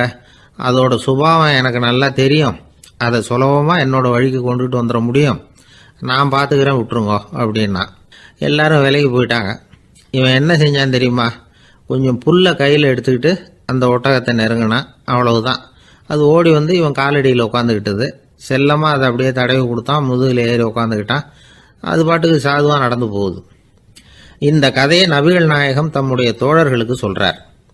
ஒட்டகத்தை மட்டும் இல்லை, சில மனிதர்களையும் கூட சில விதத்தில் அணுகிதான் அவர்களை சீர்திருத்த வேண்டியிருக்குது அப்படிங்கிறத அவங்களுக்கு உணர்த்தினார். இது ஒரு அழகான உளவியல் அணுகுமுறை. சில குடும்ப தலைவர்கள் கூட இந்த ஒட்டகம் மாதிரி நடந்துக்கிறது உண்டு. அப்புறம் அடங்கி போகிறதும் உண்டு. ஒரு குடும்ப தலைவர் காலையில் எழுந்திரிச்சதுலேருந்து சத்தம் போட்டு கத்திக்கிட்டு இருப்பார். பக்கத்தில் இருந்தவங்கெல்லாம் ஓடி போய் சமாதானம் பண்ணி பார்த்தாங்க. அவர் ஓயறது மாதிரி தெரியல. கடைசியில் அவர் மனைவி வந்தாங்க. நீங்கள் எல்லாம் விலகி போயிடுங்க, அவர் சுபாவம் எனக்கு தெரியும், நான் பார்த்துக்கிறேன் அப்படின்னாங்க. சரின்னு எல்லாரும் போயிட்டாங்க. சாயந்தரமாக பார்க்குறாங்க, அவர் சத்தம் இல்லாமல் ஒரு மூலையில் உட்காந்துருக்கிறார். ரொம்ப சாதுவா. ஆச்சரியமாக இருந்தது. என்னம்மா பண்ணீங்கன்னு கேட்டாங்க. அது ஒன்றும் இல்லைங்க, ஒரு வேளை சாப்பாட்டை நிறுத்தினேன், பட்னி போட்டேன், அவ்வளவுதான் அப்படின்னாங்க அந்த அம்மா. அமெரிக்க ஜனாதிபதி ஆப்ரஹாம் லிங்கன் ஒரு நாள் தன்னோட கோச்சு வண்டியில் தலைநகரான வாஷிங்டனுக்கு போயிட்டு இருக்கிறார். கோச்சு வண்டி ஒரு சாலையில் போயிட்டு இருக்கு. அந்த சாலைக்கு ஒரு பக்கத்தில் பயங்கரமான சதுப்பு நிலம். சதுப்பு நிலம்னா அது புதைகுழி, புதை மணல்ங்கிறோம்ல, அது மாதிரி. அந்த சதுப்பு நிலத்தில் யாராவது மாட்டிக்கிட்டா அவ்வளோதான், ஆளை கொஞ்சம் கொஞ்சமாக உள்ள அமுக்கிவிடும். தப்பிச்சு கரையேறது கஷ்டம். அப்படிப்பட்ட நிலம் அது. ஆப்ரஹாம் லிங்கன் ஏதோ ஒரு முக்கியமான அரசாங்க வேலையாக போயிட்டு திரும்பி வந்துக்கிட்டு இருக்கிறார். அதனால் அந்த சமயத்தில் அவர் விலை வசந்த ஆடைகளை அணிஞ்சிருக்கிறார். அப்படி அவர் அந்த கோச்சு வண்டியில் வந்துக்கிட்டு இருக்கிறாரு. அந்த சமயத்தில் ஒரு காட்சி அவர் கண்ணில் போட்டுவிட்டது. என்ன தெரியுமா? ரோட்டுக்கு பக்கத்தில் இருந்த சதுப்பு நிலத்தில் ஒரு இளம் பன்றி குட்டி சிக்கிக்கிட்டு தவிச்சிக்கிட்டு இருக்குது. பரிதாபமாக கத்திக்கிட்டு இருக்குது. அதை பார்த்தார் லிங்கன். அவருக்கு என்ன மாதிரி ஆயிட்டுது. உடனே வண்டியை நிறுத்த சொன்னார். கீழே இறங்கினார். தன்னோட விலை வசந்த ஆடைகளை பற்றி லட்சியம் பண்ணவே இல்லை. தனக்கே ஆபத்து வரலாம்ங்கிறத பற்றியும் கவலைப்படலை. தான் ஒரு குடியரசுத் தலைவருங்கிறத பற்றியும் அவர் நினச்சி பார்க்கல. நேராக அந்த சதுப்பு நிலம் பக்கமாக போனார். அந்த சேத்துல இறங்கி பன்றிக்குட்டியை காப்பாற்றி கரைக்கு கொண்டுட்டு சேர்த்துட்டார். அதுக்கப்புறம் நிம்மதியாக கோச்சு வண்டியில் ஏறி வெள்ள மாளிகைக்கு சேர்ந்தார். ட்ரெஸ்ஸு உடம்பு பூரா சேறு சகதி. பார்க்குறவங்களுக்கெல்லாம் ஆச்சரியமாக போச்சு. அவங்களுக்கு ஒன்றும் புரியல. இவர் நேராக ட்ரெஸ்ஸு மாற்றிக்கிறதுக்காக போனார். கோச்சு வண்டி ஓட்டிகிட்டு வந்தவங்கிட்ட போய் எல்லாரும் கேட்டாங்க, என்ன ஆச்சு அப்படின்னு. அவர் வர்ற வழியில் நடந்த விவரத்தை சொன்னார். ஆப்ரஹாம் லிங்கனுடைய இந்த இறக்க குணத்தை எல்லாரும் பாராட்டினாங்களாம், புகழ்ந்தாங்களாம். ஆனால் இதுக்கு லிங்கன் என்ன பதில் சொன்னார் தெரியுமா? தயவு பண்ணி இந்த புகழ்ச்சியான பேச்சையெல்லாம் ஒதுக்குங்க, அதெல்லாம் வேணாம். அந்த சின்ன பிராணி சகதியில மாட்டிக்கிட்டு துடிச்சுக்கிட்டு இருந்தது. அதை பார்த்தேன். உடனே என்னுடைய இதயத்துல ஒரு முள்ளு தைச்சது மாதிரி ஒரு உணர்வு. அந்த முள்ளை பிடுங்கி எறிஞ்சேன், அவ்வளவுதான். உண்மையில் அந்த பிராணிக்கு நான் உதவினேங்கிறத விட எனக்கு ஏற்பட்ட இன்னலை போக்கிட்டேன் அப்படிங்கிறது தான் உண்மை. அதுதான் பொருத்தம். அப்படி இருக்கிறப்போ இதில் புகழறதுக்கு என்ன இருக்குது அப்படின்னாரு ஆபிரகாம் லிங்கன். எவ்வளவு யதார்த்தமான வார்த்தைகள் பாருங்க. இந்த காலத்தில் நம்மளையும் பல பேர் அப்படி உண்டு. நீச்சல் தெரியாத ஒரு ஆள் தண்ணியில் இறங்கிட்டான். தண்ணி ஆழங்கிறது அப்புறமா தான் தெரிஞ்சுது. தத்தளிக்க ஆரம்பிச்சுட்டான். வாழ்னு கத்துறான். கரையில் நின்றுட்டு இருந்த ஒருத்தர் இதை பார்த்தார். உடனே அவருக்கு இதயத்தில் முள்ளு தைச்சது மாதிரி ஒரு உணர்வு. உடனே குபீர்னு தண்ணியில் பாஞ்சார். அவரை காப்பாற்றி கரைக்கு கொண்டுட்டு வந்து சேர்த்தார். இதை பார்த்துக்கிட்டு இருந்த இன்னொருத்தர் காப்பாற்றின அந்த ஆளை பாராட்டி புகழ்ந்தார். என்ன புகழாதீங்க சார் அப்படின்னார் அவர். ஏன்னு கேட்டார் இவர். நான் அந்த ஆளை ஏன் காப்பாற்றினேன் தெரியுமா? அவன் நேற்றுக்கு என்கிட்ட 300 ரூபா கடன் வாங்கியிருக்கிறான். இவன் தண்ணியில் போட்டான்னா நான் கொடுத்த கடனும் தண்ணியில் போடும். அதனால தான் விழுந்து காப்பாற்றினேன் அப்படின்னா அந்த ஆள். ஒருத்தர் இருக்கார், நல்ல உத்தியோகத்தில் தான் இருக்கிறார். ஆனால் எப்போ பார்த்தாலும் முகத்தை வெறுப்பாக வச்சிருப்பார். அப்படியே வருவார் போவார். ஏன் சார் இப்படி இருக்கிறீங்க அப்படின்னு விசாரித்தோம். ஏன்டா இந்த வேலைக்கு வந்தோம்னு இருக்கு சார் அப்படின்னார். உங்கள் வேலை உங்களுக்கு பிடிக்கலையா அப்படின்னு கேட்டோம். இல்லைன்னார். இப்படிப்பட்டவங்க வெற்றிகரமான வாழ்க்கை வாழ முடியாது. இது நிபுணர்கள் கருத்து. வேலையை நேசிக்க தெரிந்தவர்கள் வெற்றி பெறுவார்கள் அப்படிங்கிறாங்க அவங்க. எந்த துறையாக இருந்தாலும் சரி, அந்த துறையில் வெற்றிகரமாக இருக்கிறவங்கள விசாரித்து பாருங்கள். எனக்கு என்னுடைய வேலை ரொம்ப பிடிக்கும் அப்படின்னு சொல்கிறவங்களா தான் இருப்பாங்க. அப்படி இருந்தால் தான் அது வெற்றிகரமாக இருக்க முடியுது அவங்களால. ஒருத்தனுக்கு பிடித்தமான பொழுதுபோக்கே அவனுடைய தொழிலாக இருந்துட்டுதுன்னா அவனை மாதிரி கொடுத்து வச்சவன் வேற யாரும் இல்லை அப்படிங்கிறார் பெர்னாட் ஷா. ஒரு தடவை மன்னர் ஹுமாயூன் உயிரை தண்ணீர் முண்டு ஊற்றுகிற தொழிலாளி ஒருத்தர் காப்பாற்றினாராம் அந்த ஹுமாயூன் உயிரை. உடனே மன்னர் கேட்டிருக்கார், உனக்கு என்ன வேணும்னாலும் கேளு தரேன், உயர் பதவி வேணுமா அப்படின்னு கேட்டாராம். மன்னா, மக்களின் தாகம் தீர்க்கக்கூடிய இந்த பணியை விட உயர்ந்தது உண்டா அப்படின்னாராம் அந்த தொழிலாளி. அவரால் அவருடைய வேலையை நேசிக்க முடிஞ்சுது. அதனால் மகிழ்ச்சியாக இருக்க முடிஞ்சுது. நாமெல்லாம் அப்படி இல்லை. வேலை கிடைக்கிற வரைக்கும் கிடைச்சா போதும் அப்படின்னு இருக்கோம். கிடைச்சதுக்கப்புறம் ஏன்டா அந்த வேலைக்கு வந்தோம்னு ரொம்பவும் அழுத்துக்குவோம். சரி, நாம் இருக்கிற இடத்துல நாம் வெற்றிகரமாக இருக்க வழி உண்டா அப்படின்னா உண்டுன்னு சொல்கிறாங்க. அதாவது மன இயல் நிபுணர்கள் இருக்கிறாங்க இல்லையா, அவங்க அதுக்கு முக்கியமாக 6 வழிகள் சொல்கிறாங்க. நீங்கள் ஒரு அலுவலகத்தில் வேலை பார்க்குறவரா அப்படின்னா இதை கேளுங்க. அதாவது உங்கள் மேலதிகாரி எதிர்பார்ப்புக்கு தகுந்த மாதிரி உங்கள் வேலை இருக்குதா? அப்படி இல்லைன்னா முதல்ல உங்கள் வேலையின் தரம் உயரணும். உங்களுக்கு மேலே கீழே வேலை பார்க்குற பணியாளர்கள்கிட்ட நல்ல விதமாக பழகுறீங்களா? அந்த உறவு முறையில் ஏதாவது குறை இருந்தால் அதை கண்டுபிடிச்சி சரி பண்ணுங்க. நம்பிக்கைக்கு உரியவர் அப்படின்னு நீங்கள் பேர் எடுக்கணும். நீங்கள் எடுக்கிற முடிவு நல்ல முடிவாக தான் இருக்கும் அப்படின்னு அடுத்தவங்க சொல்லணும். உங்கள் தோற்றத்துக்கு முக்கியத்துவம் கொடுங்க. இது மனம் உடல் ரெண்டும் சம்பந்தப்பட்டது. அதனால் மனசையும் ஆரோக்கியமாக வச்சுருக்கணும், உடம்பையும் ஆரோக்கியமாக வச்சுருக்கணும். உங்களுடைய நிர்வாகம் செயல்படுற விதத்தை நல்லா புரிஞ்சு வச்சுக்கணும். உங்களுடைய நிர்வாகம் இப்போ ஒரு காரியம் செய்யுதுன்னு வச்சுங்க, ஏன் அப்படி செய்யுது, எதுக்காக அப்படி செய்யுது, அதனுடைய குறிக்கோள் என்ன, அது நீடிக்கிறதுக்கு காரணம் என்ன, இதையெல்லாம் தெரிஞ்சுக்கணும். சிரிப்புக்கு வஞ்சகம் பண்ணக்கூடாது. நல்லா சிரிக்கணும், அப்போ தான் அது திரும்ப கிடைக்கும். கடந்த கால தோல்வியை பற்றி கவலைப்படக்கூடாது. முதலாளி விருப்பம் தெரிஞ்சு நடந்துக்கிறது நல்லது தான். அதுக்காக காக்கா பிடிக்கணுங்கிற அவசியம் இல்லை. உங்களுக்கு ஒரு பொறுப்பான வேலை கிடைக்குது, உடனே சத்தம் குழப்பம் அப்படின்னு சூழ்நிலையை இறுக்கமாக ஆக்கிடக்கூடாது. எந்த சூழலையும் இயல்பாக கையாளக்கூடியவர் அப்படிங்கிறத காட்டணும். இதெல்லாம் உங்கள் துறையில் நீங்கள் வெற்றி பெற நிபுணர்கள் சொல்கிற யோசனைகள். இவ்வளவு விவரமும் சொல்லிவிட்டு ஒருத்தரை பார்த்து கேட்டோம், இப்போ சொல்லுங்க, நீங்கள் செய்கிற வேலை உங்களுக்கு பிடிச்சிருக்குதா அப்படின்னோம். ரொம்ப ரொம்ப பிடிச்சிருக்குது அப்படின்னார். சரி, என்ன செஞ்சிட்டு இருக்கிறீங்க அப்படின்னு கேட்டோம். சும்மா தான் இருக்கிறேன் அப்படின்னார் அவர். ஒரு ஊரில் ஒரு ஆள் இருந்தான், தையல் கடை வச்சிருந்தான். அவங்கிட்ட ஒருத்தன் ஒரு சட்டை துணி எடுத்து கொடுத்து தைக்க சொல்லியிருந்தான். வர்ற சனிக்கிழமை வா, வாங்கிட்டு போ அப்படின்னு அவன் சொல்லியிருந்தான். அதே மாதிரி இவன் வந்தான்.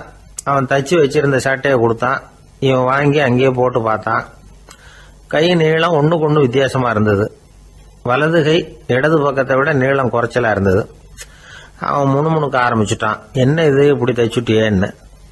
இதுக்கு அவன் சொன்னான், ஐயோ இதுக்காகவா சங்கடப்படுறீங்க, வலது கையை மட்டும் கொஞ்சம் உள்ள இழுத்தாப்புல வச்சுக்கிட்டீங்கன்னா சரியா போகுது, மற்றபடி அந்த சட்டையில உள்ள கலை அம்சத்தை கவனிங்க, எவ்வளவு அற்புதமா தைச்சிருக்கேன் பாருங்க, ஒரு சின்ன குறைய இப்படி எல்லாம் பொருட்படுத்த வேண்டியதில்லை, நான் சொன்னது மாதிரி கையை கொஞ்சம் உள்ள இழுத்தது மாதிரி வச்சுக்கிட்டு நடந்து போங்க, ஜோரா இருக்கும் அப்படின்னா. அவனும் யோசிச்சு பார்த்தான். சரியான யோசனையா தான் தோணுச்சு. கொஞ்சம் முயற்சி பண்ணி வலது கையை கொஞ்சம் உள்ள இழுத்து சட்டை சரியா இருக்கிறது மாதிரி பண்ணிட்டான். இப்போ மறுபடியும் ஒரு பிரச்சனை. வலது கையை உள்ள இழுத்த மாதிரி அப்படியே வச்சுக்கிட்டதும் முதுகு பக்கம் கொஞ்சம் துணி தளர்த்தியா தொங்குறது மாதிரி தெரிஞ்சது. என்ன இது, முதுகு பக்கம் துணி குவிஞ்சுட்டுதே, தொங்குதே அப்படின்னா மறுபடியும், அடடா இதுக்காகவா கவலைப்படுறீங்க, உடம்ப அதுக்கு தகுந்த மாதிரி கொஞ்சம் வளைச்சிக்கிட்டா சரியா போடுது, இதுக்காக அந்த அழகான தையலை பிரிச்சு அதுல உள்ள கலை அம்சத்தை கெடுக்கிறதுக்கு என் மனசு இடம் தரல, எவ்வளவுக்கு தளர்த்தியா இருக்கோ அவ்வளவுக்கு கொஞ்சம் உடம்ப வளைச்சி அப்படி குனிஞ்சது மாதிரி போங்க போதும் அப்படின்னா. அதுவும் நல்ல யோசனையா தான் பட்டுது இவனுக்கு. சரின்னு சொல்லிவிட்டு புறப்பட்டான். தெருவில் இறங்கினான். கையை கொஞ்சம் உள்ள இழுத்தான், உடம்ப கொஞ்சம் முன்னால வளைச்சான், சட்டைக்கு தகுந்த மாதிரி உடம்ப பண்ணிட்டான், மெதுவா நடந்து போறான். இப்போ எதிரில் இன்னொருத்தன் வரான். இவனை பாக்குறான், இவன் போட்டிருக்கிற சட்டையை பாக்குறான். ஆஹா அற்புதம்ங்கிறான். சும்மா சொல்லப்படாது, ரொம்ப நல்லா இருக்கு, நிச்சயமா இது இந்த ஊர் மேல தெருவில் இருக்கிற ஒருத்தன் இருக்கானே அவன் தைச்சதா தான் இருக்கணும் அப்படின்னா. இதை கேட்டதும் அவனுக்கு ஆச்சரியம். எப்படி அவ்வளவு கரெக்டா கண்டுபிடிச்சிங்க அப்படின்னு கேட்டிருக்கான். இதுக்கு அந்த வழிபோக்கன்னு சொன்னானா, அவன் ரொம்ப கெட்டிக்காரன், உங்களை மாதிரி உடம்பும் கையும் வளைஞ்சு போன ஒரு ஆசாமிக்கு அவனை தவிர வேற யாராலேயும் இவ்வளவு பொருத்தமான ஒரு சட்டையை தைக்க முடியாது அப்படின்னானா. பாருங்க, அவனுக்காக இவன் அனுசரிக்க போய் இவனோட நிலைமை எப்படி ஆயிடுது பாருங்க. இதே மாதிரி தான் சில சடங்குகளும் சம்பிரதாயங்களும் நம்மளை கோமாளி ஆக்கி விட்டுரும். எதுவா இருந்தாலும் அதுல அறிவுபூர்வமான அணுகுமுறை அவசியம். ஒரு நர்ஸ் அவசரமா ஓடி டாக்டர் கிட்ட சொல்லிச்சான், டாக்டர் ஒரு தப்பு நடந்து போச்சு, 10ஆம் நம்பர் பெட்ல இருக்கிற பேஷண்ட்டுக்கு காலில் ஆபரேஷன் பண்றதுக்கு பதிலாக கையில் ஆபரேஷன் பண்ணி விட்டீங்க, கை ஆபரேஷன் பண்ணிக்க வேண்டிய ஆள் 7ஆம் நம்பர் பெட்ல இருக்கார் அப்படின்னு தான். அதுக்கு ஒரு பதட்டப்படாம சொன்னாராம், பரவாயில்ல இவரை தூக்கி 7ஆம் நம்பர் பெட்ல போட்டுரு அப்படின்னாராம். வங்க நாவலாசிரியர் சரத் சந்திரர் ஒரு நண்பர் அவர்கிட்ட வந்தார். வழக்கமா எல்லா எழுத்தாளர்கள்கிட்டையும் கேட்கிற ஒரு கேள்வியை கேட்டார். நீங்க எழுத்துத்துறைக்கு வந்தது எப்படி, இதுதான் கேள்வி. அதை தெரிஞ்சு என்ன பிரயோஜனம்னார் சரத் சந்திரர். சும்மா சொல்லுங்களேன் தெரிஞ்சுக்கிறேன் அப்படின்னார் வந்தவர். சரி சொல்றேன்னு ஆரம்பிச்சார். நான் ரங்கூன்ல வேலை பார்த்துக்கிட்டு இருந்தேன், சம்பளம் பத்தல, வேலையும் பார்த்துக்கிட்டு ஒரு பலசரக்கு கடை வைக்கலாம்னு நினைச்சேன். என்னால் மளிகை கடை வச்சு சரியாக நடத்த முடியுமாங்கிற சந்தேகம் என் மனைவிக்கு. அதை சோதனை பண்ணி பார்க்கணுங்கிறதுக்காக சில பொருள்களின் அளவு, அதோட விலை, இப்படி சிலதை சொல்லி எல்லாத்தையும் மனக்கணக்காக கூட்டி போட சொன்னாங்க. என்னால் சரியாக கூட்டி சொல்ல முடியல.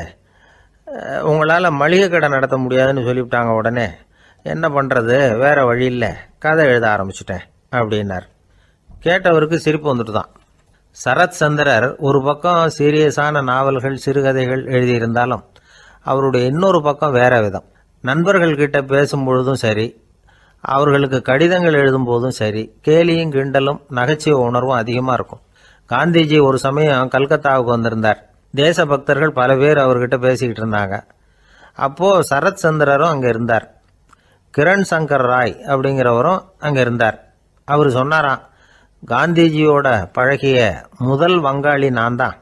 போயர் யுத்த காலத்தில் இவர் லண்டனுக்கு வந்திருந்தப்போ என்கிட்ட தான் வங்காள மொழி கற்றுக்கிட்டார் அப்படின்னாராம். உடனே சரத் சந்திரர் காந்திஜியை பார்த்து, இவர் உங்களுக்கு வங்காள மொழி கற்றுக் கொடுத்தது உண்மைதானா அப்படின்னாராம். ஆமான்னாராம் காந்தி. அதனால தான் உங்களால் வங்காள மொழி கற்றுக்க முடியல அப்படின்னாராம். எல்லாரும் சிரிச்சாங்களாம்.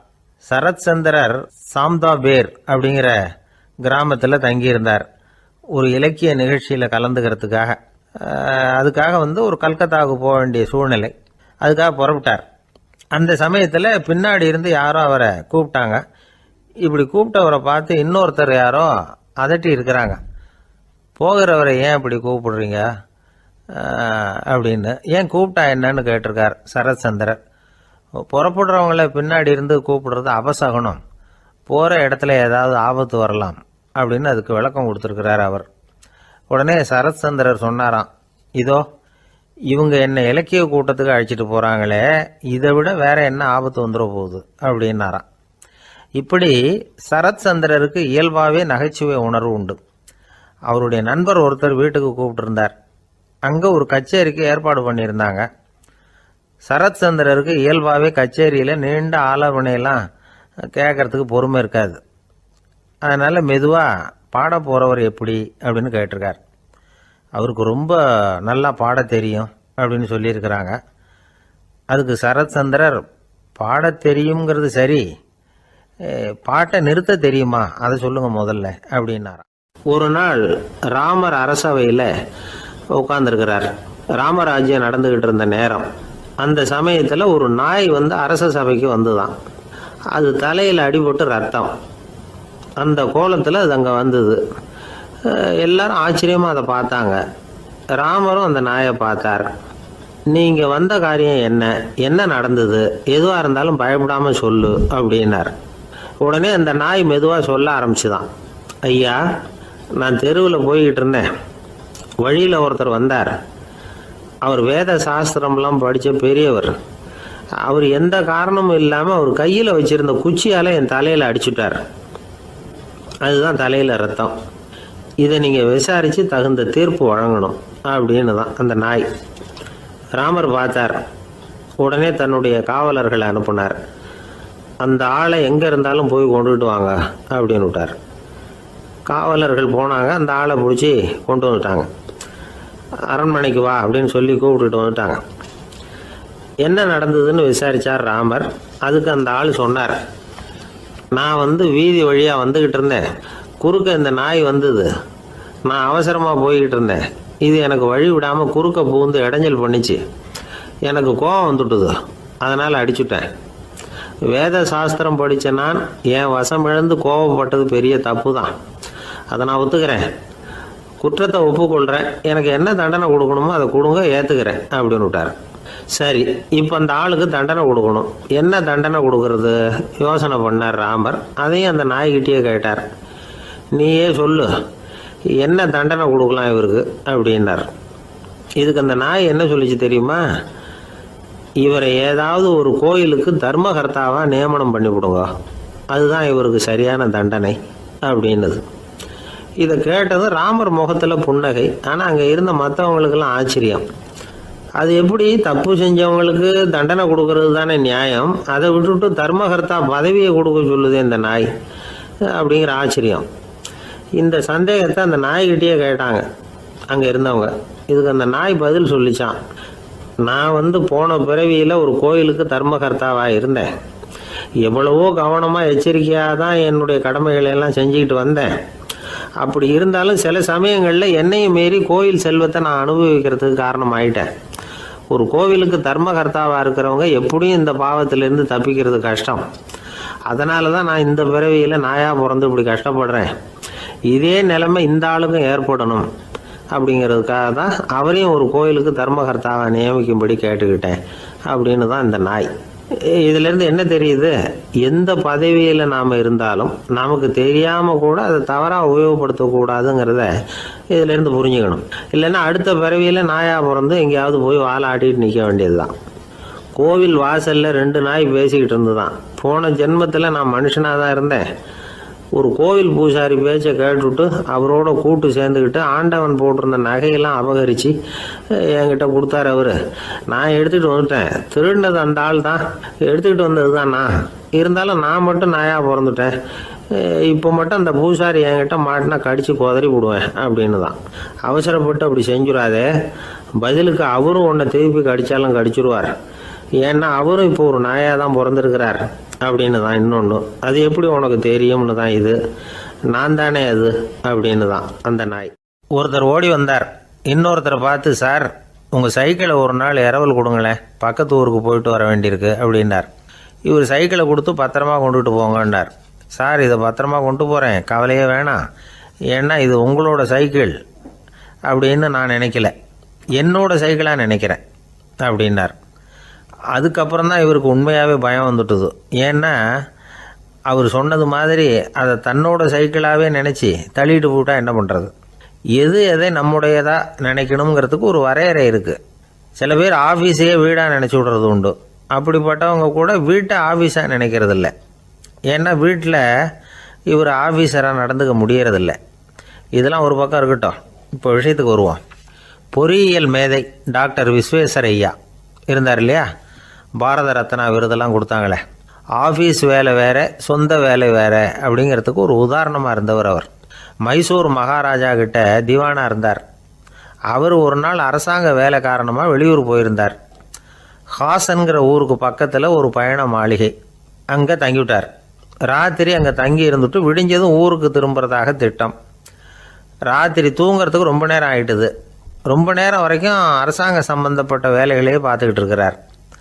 அரசாங்க ஃபைல்கள் நிறைய இருந்தது. அதையெல்லாம் ஒவ்வொன்றா எடுத்தார், படித்து பார்த்தார், பரிசீலனை பண்ணார்.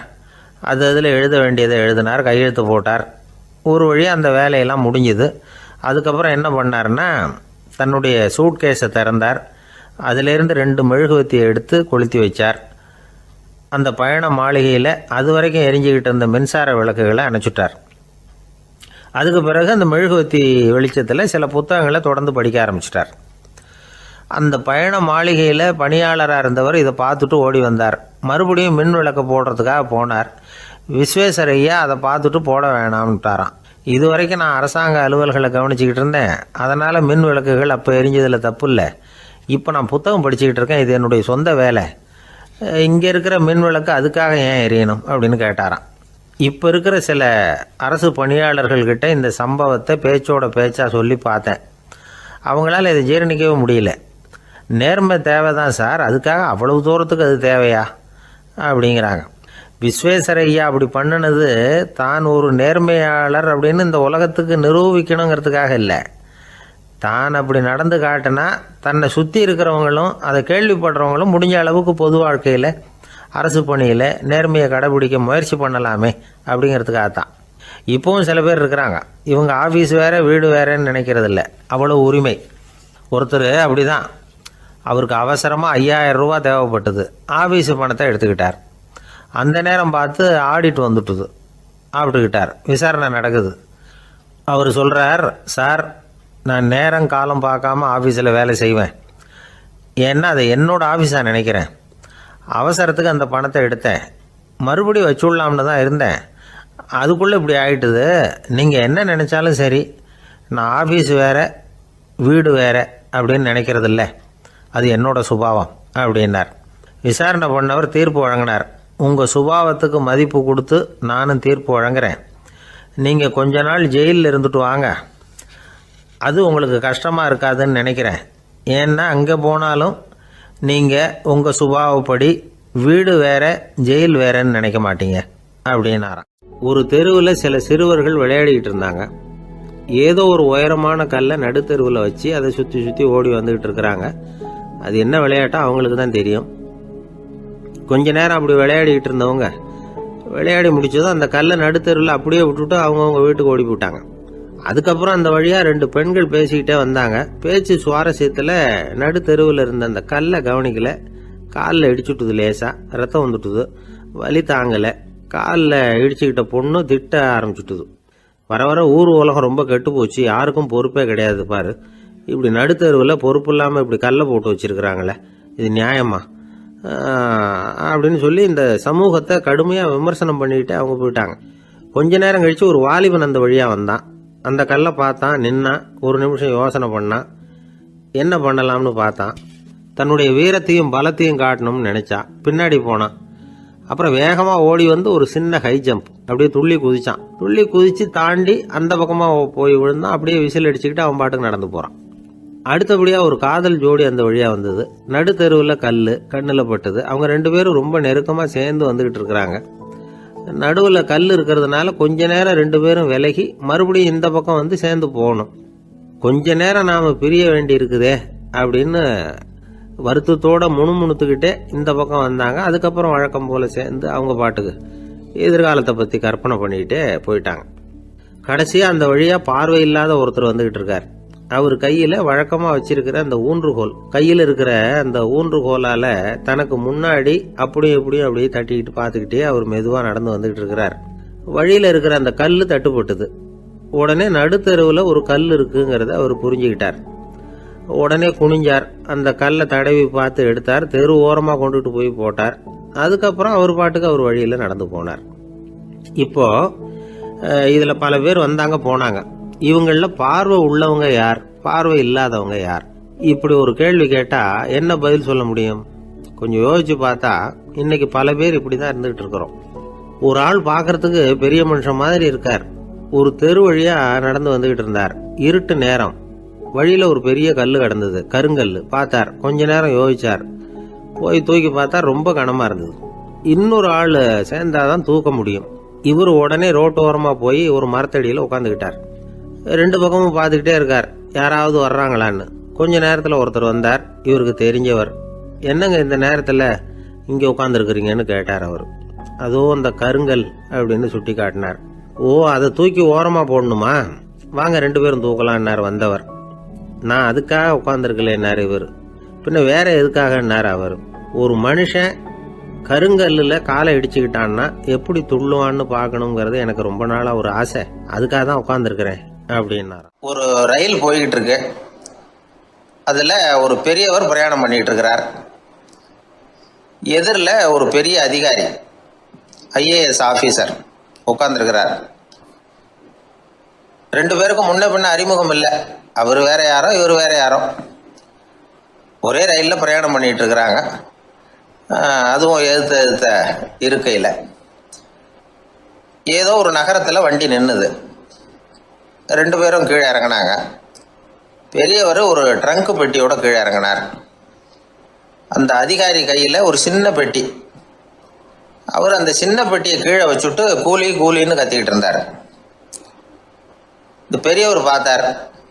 ஐயா, இந்த பெட்டி மட்டும்தானா, இல்லை இன்னும் ஏதாவது இருக்குதா அப்படின்னு விசாரிச்சார். இப்போ அதிகாரி சொன்னார், இல்லைங்க இது மட்டும்தான் அப்படின்னு சொன்னார். இதுக்கு என்னத்துக்காக கூலி ஆள், நானே எடுத்துக்கிட்டு வரேனே, வாங்க அப்படின்னு சொல்லி அந்த பெட்டியை அந்த பெரியவர் கையில் எடுத்துக்கிட்டார். எடுத்ததும் ரெண்டு பேரும் பேசிக்கிட்டே நடந்து வராங்க. இப்போ பெரியவர் சொன்னார், இப்போ உள்ள நாகரிகம் எப்படி இருக்குன்னா, சுமை கால் பணம், சுமக்கூலி முக்கால் பணம் அப்படிங்கிற மாதிரி இருக்கு. பணத்தை வீணாக்கிறதோட இது கௌரவம்னு வேற நினைக்கிறாங்க அப்படின்னார். அவர் சொல்றது சரிதான். 10 ரூபாய் மதிப்புள்ள ஒரு சுமையை 30 ரூபா கொடுத்து தூக்கிட்டு போவோம். நாமே அதை தூக்கினா நமக்கு கௌரவ குறைச்சல் அப்படின்னு நினைப்போம். இதுதான் நம்ம நிலைமை. ஆனால் அந்த பெரியவர் என்ன சொன்னார் தெரியுமா? நீங்கள் எங்கே போகணுமோ அது வரைக்கும் நானே இதை எடுத்துகிட்டு வரேன் அப்படின்னார். அந்த அதிகாரி பக்கத்தில் உள்ள ஒரு ஹோட்டல் வரைக்கும் போனார். பெரியவரும் அங்கே கொண்டுட்டு போய் பெட்டியை வச்சார்.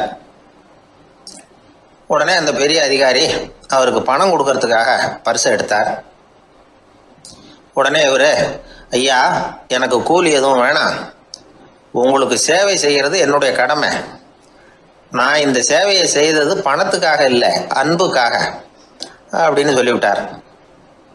அதுக்கப்புறம் அவர் நன்றினார். ரெண்டு பேரும் பிரிஞ்சுட்டாங்க. இது முடிஞ்சது. அன்னைக்கு சாயந்தரம் அங்கே ஒரு பெரிய கூட்டம் நடக்குது. இந்த அதிகாரியும் அந்த கூட்டத்துக்கு போகிறார். மக்கள் கூட்டம் ரொம்ப அதிகம். அதனால் இந்த அதிகாரியும் ஒரு ஓரமாக உட்காந்துக்கிட்டார். அப்புறம் கொஞ்ச நேரத்தில் இந்த முக்கிய விருந்தினர் பேசுறதுக்காக வரார் மேடைக்கு. மேடையில் இருந்த பெரியவங்கள்லாம் எழுந்திருச்சு நின்று அவருக்கு மாலை போட்டு மரியாதை செய்கிறாங்க. எங்கேயோ ஒரு மூலையில் உட்காந்துருந்தார் அதிகாரி. அவர் இதை கவனிச்சார். அவருக்கு ரொம்ப ஆச்சரியம், அதிர்ச்சி. ஏன்னா அங்கே பேச வந்த முக்கிய விருந்தினர் வேற யாரும் இல்லை, இன்னைக்கு காலையில் இவர் பெட்டியை தூக்கிட்டு வந்தார் பெரியவர், அவர் தான். சரி, அந்த பெரியவர் யார் தெரியுமா? அவர் தான் ஈஸ்வர சந்திர வித்யாசாகர். கூட்டம் முடிஞ்சது. அதிகாரி அவரை தேடி ஓடினார். அவர் கைகளை பிடிச்சிக்கிட்டார். ஐயா என்னை மன்னிச்சுருங்க அப்படின்னாரு. அப்புறம் சொன்னார், அகங்காரங்கிற கெட்ட புத்தி தான் உண்மையை கண்கள்ல இருந்து மறைக்குது. அகங்காரம் தான் மனுஷனை அழிக்குது. நீங்கள் ரொம்ப பெரிய மனிதர், இருந்தாலும் மனிதத்தன்மையோடு நடந்துக்கிறீங்க. இந்த அன்பு, தயவு, பொறுமை இதெல்லாம் இல்லைன்னா மனிதனாக இருக்கிறதுல என்ன பிரயோஜனம் அப்படின்னு சொல்லிவிட்டு அந்த அதிகாரி போனாராம். மனிதத்தன்மைன்னா என்ன அப்படிங்கிற கேள்விக்கு இந்த பெரியவர் ஒரு உதாரணம். இப்பெல்லாம் அப்படியா இருக்கிறாங்க? ஒரு பெரியவர் ஒரு பெட்டியை தூக்கிட்டு வந்துக்கிட்டு இருக்கிறார். ஒரு இளைஞன் ஓடி வந்தான். கொடுங்க சார், நான் தூக்கிட்டு வரேன்னா. கொடுத்தார். வாங்கி தலையில் வச்சுக்கிட்டான். அப்புறம் சொன்னான், அடுத்தவங்க சிரமப்படக்கூடாதுங்கிறது என்னுடைய கொள்கை அப்படின்னா. அது நல்லது தான்னார் அவர். கடைசியில் பெட்டியை கொடுத்தான். வாங்கிக்கிட்டு பர்ஸை திறந்தார் பணம் கொடுக்கறதுக்காக. வேணாங்க அப்படின்னு விட்டான் அந்த இளைஞன். ஏன்னார், நான் சொன்னேன் அடுத்தவங்க சிரமப்படக்கூடாதுங்கிறது என்னுடைய கொள்கைன்னு.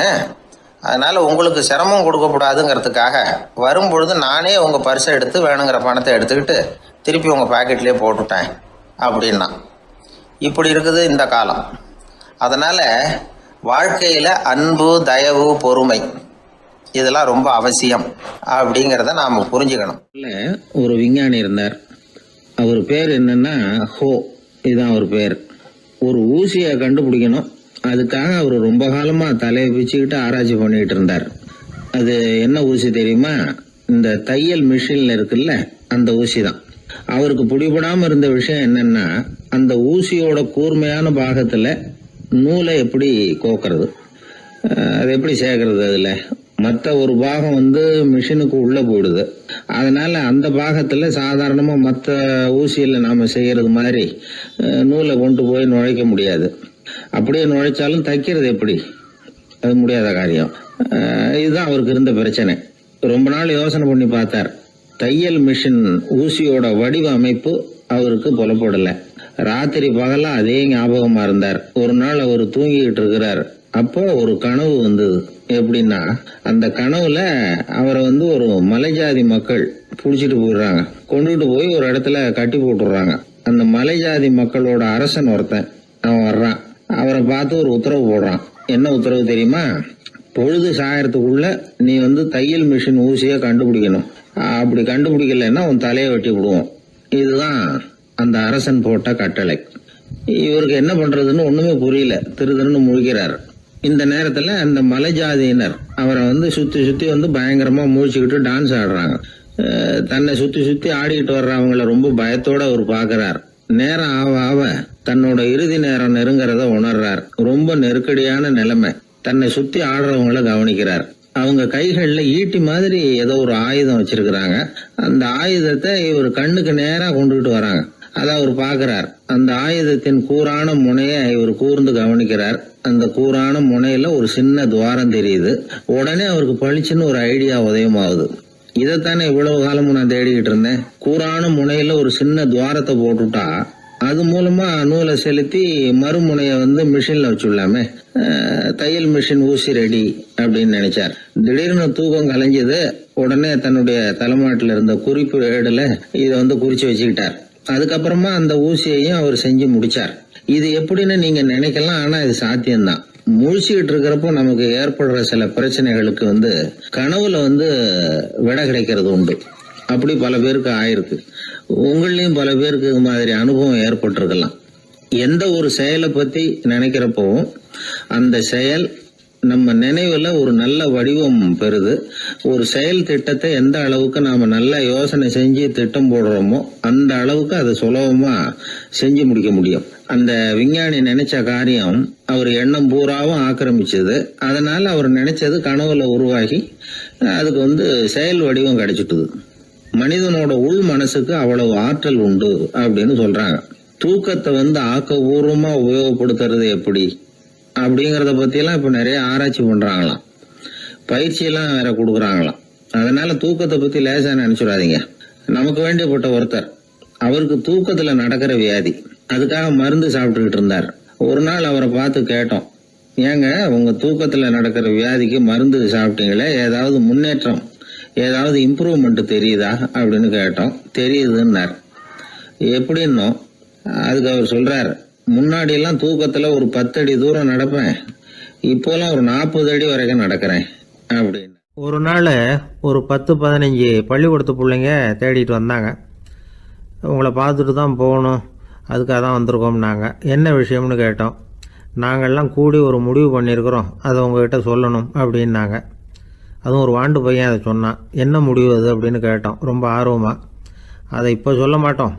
எங்களுக்கு பிடிக்கிற மாதிரி ஏதாவது ஒரு தகவல் சொன்னால் அதுக்கப்புறம் நாங்கள் அதை சொல்கிறோம் அப்படின்னா அந்த வாண்டு பையன். சரி, சின்ன பையன்கிட்ட இன்றைக்கி வசமாக மாட்டிக்கிட்டோம் அப்படின்னு நினச்சிக்கிட்டு அவங்களுக்கு தகுந்த மாதிரி ஒரு கதை சொல்ல ஆரம்பித்தோம். அது என்ன கதைன்னா, ஒரு பெரிய காடு, அதில் பலவிதமான மிருகங்கள். அந்த காட்டுக்கு ஒரு சிங்கம் தான் ராஜா. எப்பவும் காட்டுக்கு அது தானே ராஜா. ஒரு பெரிய யானைக்கு இது பொறுக்கலை. என்ன இது, எப்போ பார்த்தாலும் இங்கே சிங்கத்துக்கே ராஜா பதவி கிடைக்கிது, நான்லாம் எவ்வளவு பலசாலியாக இருக்கிறேன், அப்படி இருந்தும் எனக்கு அந்த பதவி கிடைக்கலையே அப்படின்னு தனக்குள்ளே பொறுமிக்கிட்டே இருந்தது. ராஜா பதவியை நினச்சி ரொம்ப ஏக்கம், அதுக்கு பதவி மோகம். இந்த சமயம் பார்த்து ஒரு குள்ள நரி கூட்டம் அதை தேடிட்டு வந்தது. ஐயா பெரியவங்களே, நீங்கள் இந்த காட்டுக்கு ராஜாவாக இருக்க ஆசைப்படுறீங்க, அதில் ஒன்றும் தப்பு இல்லை. ஆனால் அதுக்கு முன்னாடி நீங்கள் எங்கள் கூட்டத்துக்கு கொஞ்ச நாள் தலைவராக இருங்க, அதாவது ராஜாவாக இருங்களேன், உங்களுக்கும் ஒரு ட்ரைனிங் கிடைச்சது மாதிரி இருக்கும் அப்படின்னு சொல்லியிருக்குது இந்த கூட்டம், குள்ள நரி கூட்டம். இதை கேட்ட உடனே யானைக்கு ரொம்ப சந்தோஷம் தாங்கலை. அதுதான் எப்போன்னு பதவிக்காக காத்துக்கிட்டு இருக்குதே. இருந்தாலும் கொஞ்சம் பிகுவோட, சரி நீங்கள்லாம் இவ்வளோ தூரம் என்னை தேடிட்டு வந்து கேட்கறதுனால மறுக்க முடியல அப்படின்னு ரொம்ப ஏதோ அவளுக்கு சிரமப்பட்டு ஒத்துக்கிறது மாதிரி ஒத்துக்கிட்டது. ஏதோ உங்கள் ஆசைக்கு கட்டுப்படுறேன், கொஞ்ச நாள் உங்கள் கூட்டத்துக்கு ராஜாவாக இருக்கிறதுக்கு சம்மதிக்கிறேன் அப்படின்னுது. உடனே அந்த யானை ராஜ நடை போட ஆரம்பிச்சிட்டுது. யானை சாதாரணமாக நடந்தாவே எப்படி இருக்குங்கிறது நமக்கு தெரியும். அதுவே ராஜ நடை நடந்தால் எப்படி இருக்கும் கற்பனை பண்ணி பாருங்கள். யானை முன்னாடி கம்பீரமாக போய்கிட்டு இருக்குது, தலைவர் இல்லையா, அதனால் குள்ள நரிகள்லாம் ரொம்ப அடக்கமாக அது பின்னாடி அணிவகுத்து போயிட்டு இருக்குது. ராஜா வாழ்க, மன்னர் வாழ்க அப்படின்னு கோஷம் வேற. யானைக்கு தலைகால் புரியல, அவ்வளவு சந்தோஷம். அந்த யானைக்கு செருக்கு, ஆணவம் எல்லாம் ஏற்பட்டு போச்சு. அதுக்கப்புறம் அது தரையை பார்க்குமா, நிமிர்ந்து நடக்க ஆரம்பிச்சுட்டுது. தரையை பார்க்குறதே இல்லை. அப்படி போயிட்டுருக்கிறப்போ ஒரு சதுப்பு நிலத்தில் திடீர்னு காலை வச்சுட்டுது. அவ்வளோதான், கால் உள்ளே போட்டுது. இன்னொரு காலை எடுத்து வச்சுது, அதுவும் உள்ளே போட்டுது. அந்த 2 காலையும் எடுக்கிறதுக்காக அடுத்த 2 காலையும் அழுத்திச்சு, அதுவும் உள்ளே போக ஆரம்பிச்சுட்டுது. இப்போ 4 காலம் வசமாக சேத்துல அழுந்தி போச்சு, எடுக்க முடியல. குள்ள நரிகள்லாம் அதை சுற்றி வந்தது. சிலது சுற்றி நின்று டான்ஸ் ஆட ஆரம்பிச்சுட்டுது யானையை பார்த்துட்டு. இதை யானை பார்த்தது. என்ன இது, தலைவர் நான் தவிச்சிக்கிட்டு இருக்கிறேன், தொண்டர்கள்லாம் சுற்றி நின்று வேடிக்கை பார்த்துக்கிட்டு இருக்கிறீங்க, டான்ஸ் ஆடுறீங்க அப்படின்னு கேட்டுதான். தொண்டர்களே, தலைவர் நான் தவிச்சிக்கிட்டு இருக்கிறது உங்களுக்கு தெரியலையா? இப்போ உடனே உங்கள் தலைவரை காப்பாற்ற வேண்டியது உங்கள் கடமை இல்லையா அப்படின்னு கத்துச்சான் அந்த யானை. குள்ள நரிகளில் ஒன்று முன்னாடி நின்று அந்த யானையை பார்த்து தான், தலைவரே எங்களுக்கு ரொம்ப நாளாக ஒரு ஆசை, அந்த ஆசையை நிறைவேற்றிக்கிறதுக்காக தான் உங்களை எங்கள் தலைவராக ஏற்றுக்கிறோம்னு சொன்னோம் அப்படின்னு தான். என்ன ஆசைன்னு கேட்டிருக்கு யானை. யானை கறி சாப்பிட்டு பார்க்கணுங்கிறது எங்களுக்கு ரொம்ப நாளாக ஆசை, அது இன்றைக்கி தான் நிறைவேற போகுது அப்படின்னு தான் அந்த நரி. இதை கேட்ட உடனே அந்த யானை அப்படியே மூர்ச்சி ஆகிட்டு தான். நரிகள்லாம் அது மேலே ஏறி குதற ஆரம்பிச்சுட்டு தான். பதவி மேலே இருந்த பேராசை அந்த பலசாலியான யானையையே மாட்டி விட்டுட்டுது பார்த்தீங்களா அப்படின்னு சொல்லி முடித்தோம் இந்த கதையை அந்த சின்ன பிள்ளைங்கக்கிட்ட. சரிங்க, இப்போ நாங்கள் உங்களை தேடி வந்த விஷயம் என்னங்கிறத சொல்லவா அப்படின்னா ஒரு வாண்டு பையன். சீக்கிரம் சொல்லு தம்பி, சஸ்பென்ஸ் தாங்கலை அப்படின்னோம். அவன் மெதுவாக எங்களை பார்த்து சொல்கிறான், எங்களுக்கு கொஞ்ச நாள் நீங்கள் தலைவராக இருந்தால் தேவலை அப்படின்னா. ஒரு நண்பர் சினிமா படம் தயாரிக்கிறவர், அவர்கிட்ட ஒரு நாள் பேசிக்கிட்டு இருந்தேன். அது எப்படி சார், நீங்கள் எடுக்கிற எந்த படமும் கையை கடிக்காத அளவுக்கு எடுத்துடுறீங்களே, அது எப்படின்னு கேட்டேன். அது ஒன்றும் பெரிய விஷயம் இல்லை சார், பெண்களுக்குன்னு சில உருக்கமான காட்சிகள், இளைஞர்களுக்குன்னு சில நடனங்கள், அடிதடி காட்சிகள், அப்புறம் வயசானவங்களுக்குன்னு சில ஆன்மீக காட்சிகள், சின்ன பிள்ளைங்களுக்கு சிரிப்பு, இப்படி எல்லாமும் சேர்த்து நான் படம் எடுக்கிறேன். மசாலா படம்னு பேர். இது ரொம்ப பெருசாக இல்லைன்னாலும் ஓரளவுக்கு சுமாராக ஓடிடும், கையை கடிக்காது அப்படின்னார். இது ஒரு உத்தி. சில பத்திரிகை ஆசிரியர்களும் இந்த உத்தியை கையாளுறது உண்டு. இந்த உத்திக்கு பார்னம் உத்தி அப்படின்னு பேர், பார்னம் எஃபெக்ட் அப்படின்னு சொல்லுவாங்க. அதாவது ஃபீனியஸ் டி பார்னம் அப்படின்னு ஒருத்தர் அமெரிக்காவில் இருந்தாராம். அதாவது 19ஆம் நூற்றாண்டில் அமெரிக்காவில் கொடிகட்டி பறந்த ஒரு சர்க்கஸ் நிறுவனத்தின் அதிபர் அவர். இந்த உலகத்தில் ஒவ்வொரு நிமிஷமும் ஒரு ஏமாளி பறந்துக்கிட்டே இருக்கிறான் அப்படிங்கிறது அவருடைய சித்தாந்தம். ஒவ்வொருத்தரையும் திருப்திப்படுத்துகிற அளவுக்கு அம்சங்களை கொஞ்சம் கொஞ்சமாக கலந்து கேளிக்கை நிகழ்ச்சிகளை நடத்தினது தான் அவருடைய மகத்தான வெற்றிக்கு காரணம். அதனால அந்த உத்தியை யார் கடைபிடிச்சாலும் சரி அதுக்கு பாரணம் உத்தி அப்படின்னு பேர் வந்துட்டுது. ஜோசியம் சொல்றவங்களுக்கும் இந்த உத்தி தான் கை கொடுக்குது. ஒரு விஷயத்த ஒருத்தருடைய கோள் நிலைகள் அல்லது கையெழுத்து நிரூபிக்கிறதாக அவர்கிட்ட சொன்னா அதை அவர் நம்பிவிடுவார். ஆனால் அந்த விஷயம் நல்லதாக இருக்கணும், நேர்மையானதாக இருக்கணும், அதாவது பாசிட்டிவாக இருக்கணும். 8ஆம் இடத்துல குரு, 9ஆம் இடத்துல சனி, நீங்கள் ஒரு பெரிய மேதை தான் அப்படின்னு சொல்லுவாங்க. கேட்குறவங்களுக்கு அதை மறுக்கிறதுக்கு மனசு வராது. அப்படி சொல்லும் பொழுது கூடவே என்ன கொஞ்சம் முன்கோபம் அதிகமாக இருக்கும், இருந்தாலும் அது உடனே மறைஞ்சிரும் அப்படின்னு சில அற்ப விஷயங்களையும் சொன்னாலும் அதையும் சரிதான்னு சொல்லி ஒத்துக்குவாங்க. ஆளுமையை எடை போடுகிற ஒரு நிறுவப்பட்ட உத்தியின் மூலமாக தன்னுடைய குணாதிசயங்கள் கண்டுபிடிக்கப்பட்டதாக அவர் நம்புறது தான் இதுக்கு காரணம். இந்த மாதம் பணத்தட்டுப்பாடு கொஞ்சம் இருக்கும், உடம்புல ஏதாவது கொஞ்சம் அசௌகரியம் இருக்கும், வீட்டுக்குள்ளே லேசாக மனஸ்தாபம் வரலாம், இது மாதிரி பொதுப்படையாக சிலதை சொன்னாலே போதும், மக்களை நம்ப வச்சுடலாம். இதெல்லாம் நமக்கு மட்டும்தான் ஏற்படுது அப்படின்னு சொல்லி அவங்க நினைக்கிறது தான் காரணம். இதுதான் பாரணம் உத்திங்கிறது. மனிதர்கள் பாராட்டுகளை விரும்புறதும் விமர்சனங்களை வெறுக்கிறதும் பாரணம் உத்தியின் அடுத்த கூறு.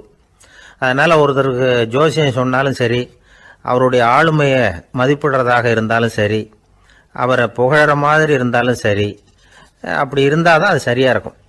சாதகமான விஷயங்களை அதிகமாகவும் பாதகமான விஷயங்களை நாசூக்காகவும் சொன்னால் மக்கள் அதை நம்பிடுவாங்க.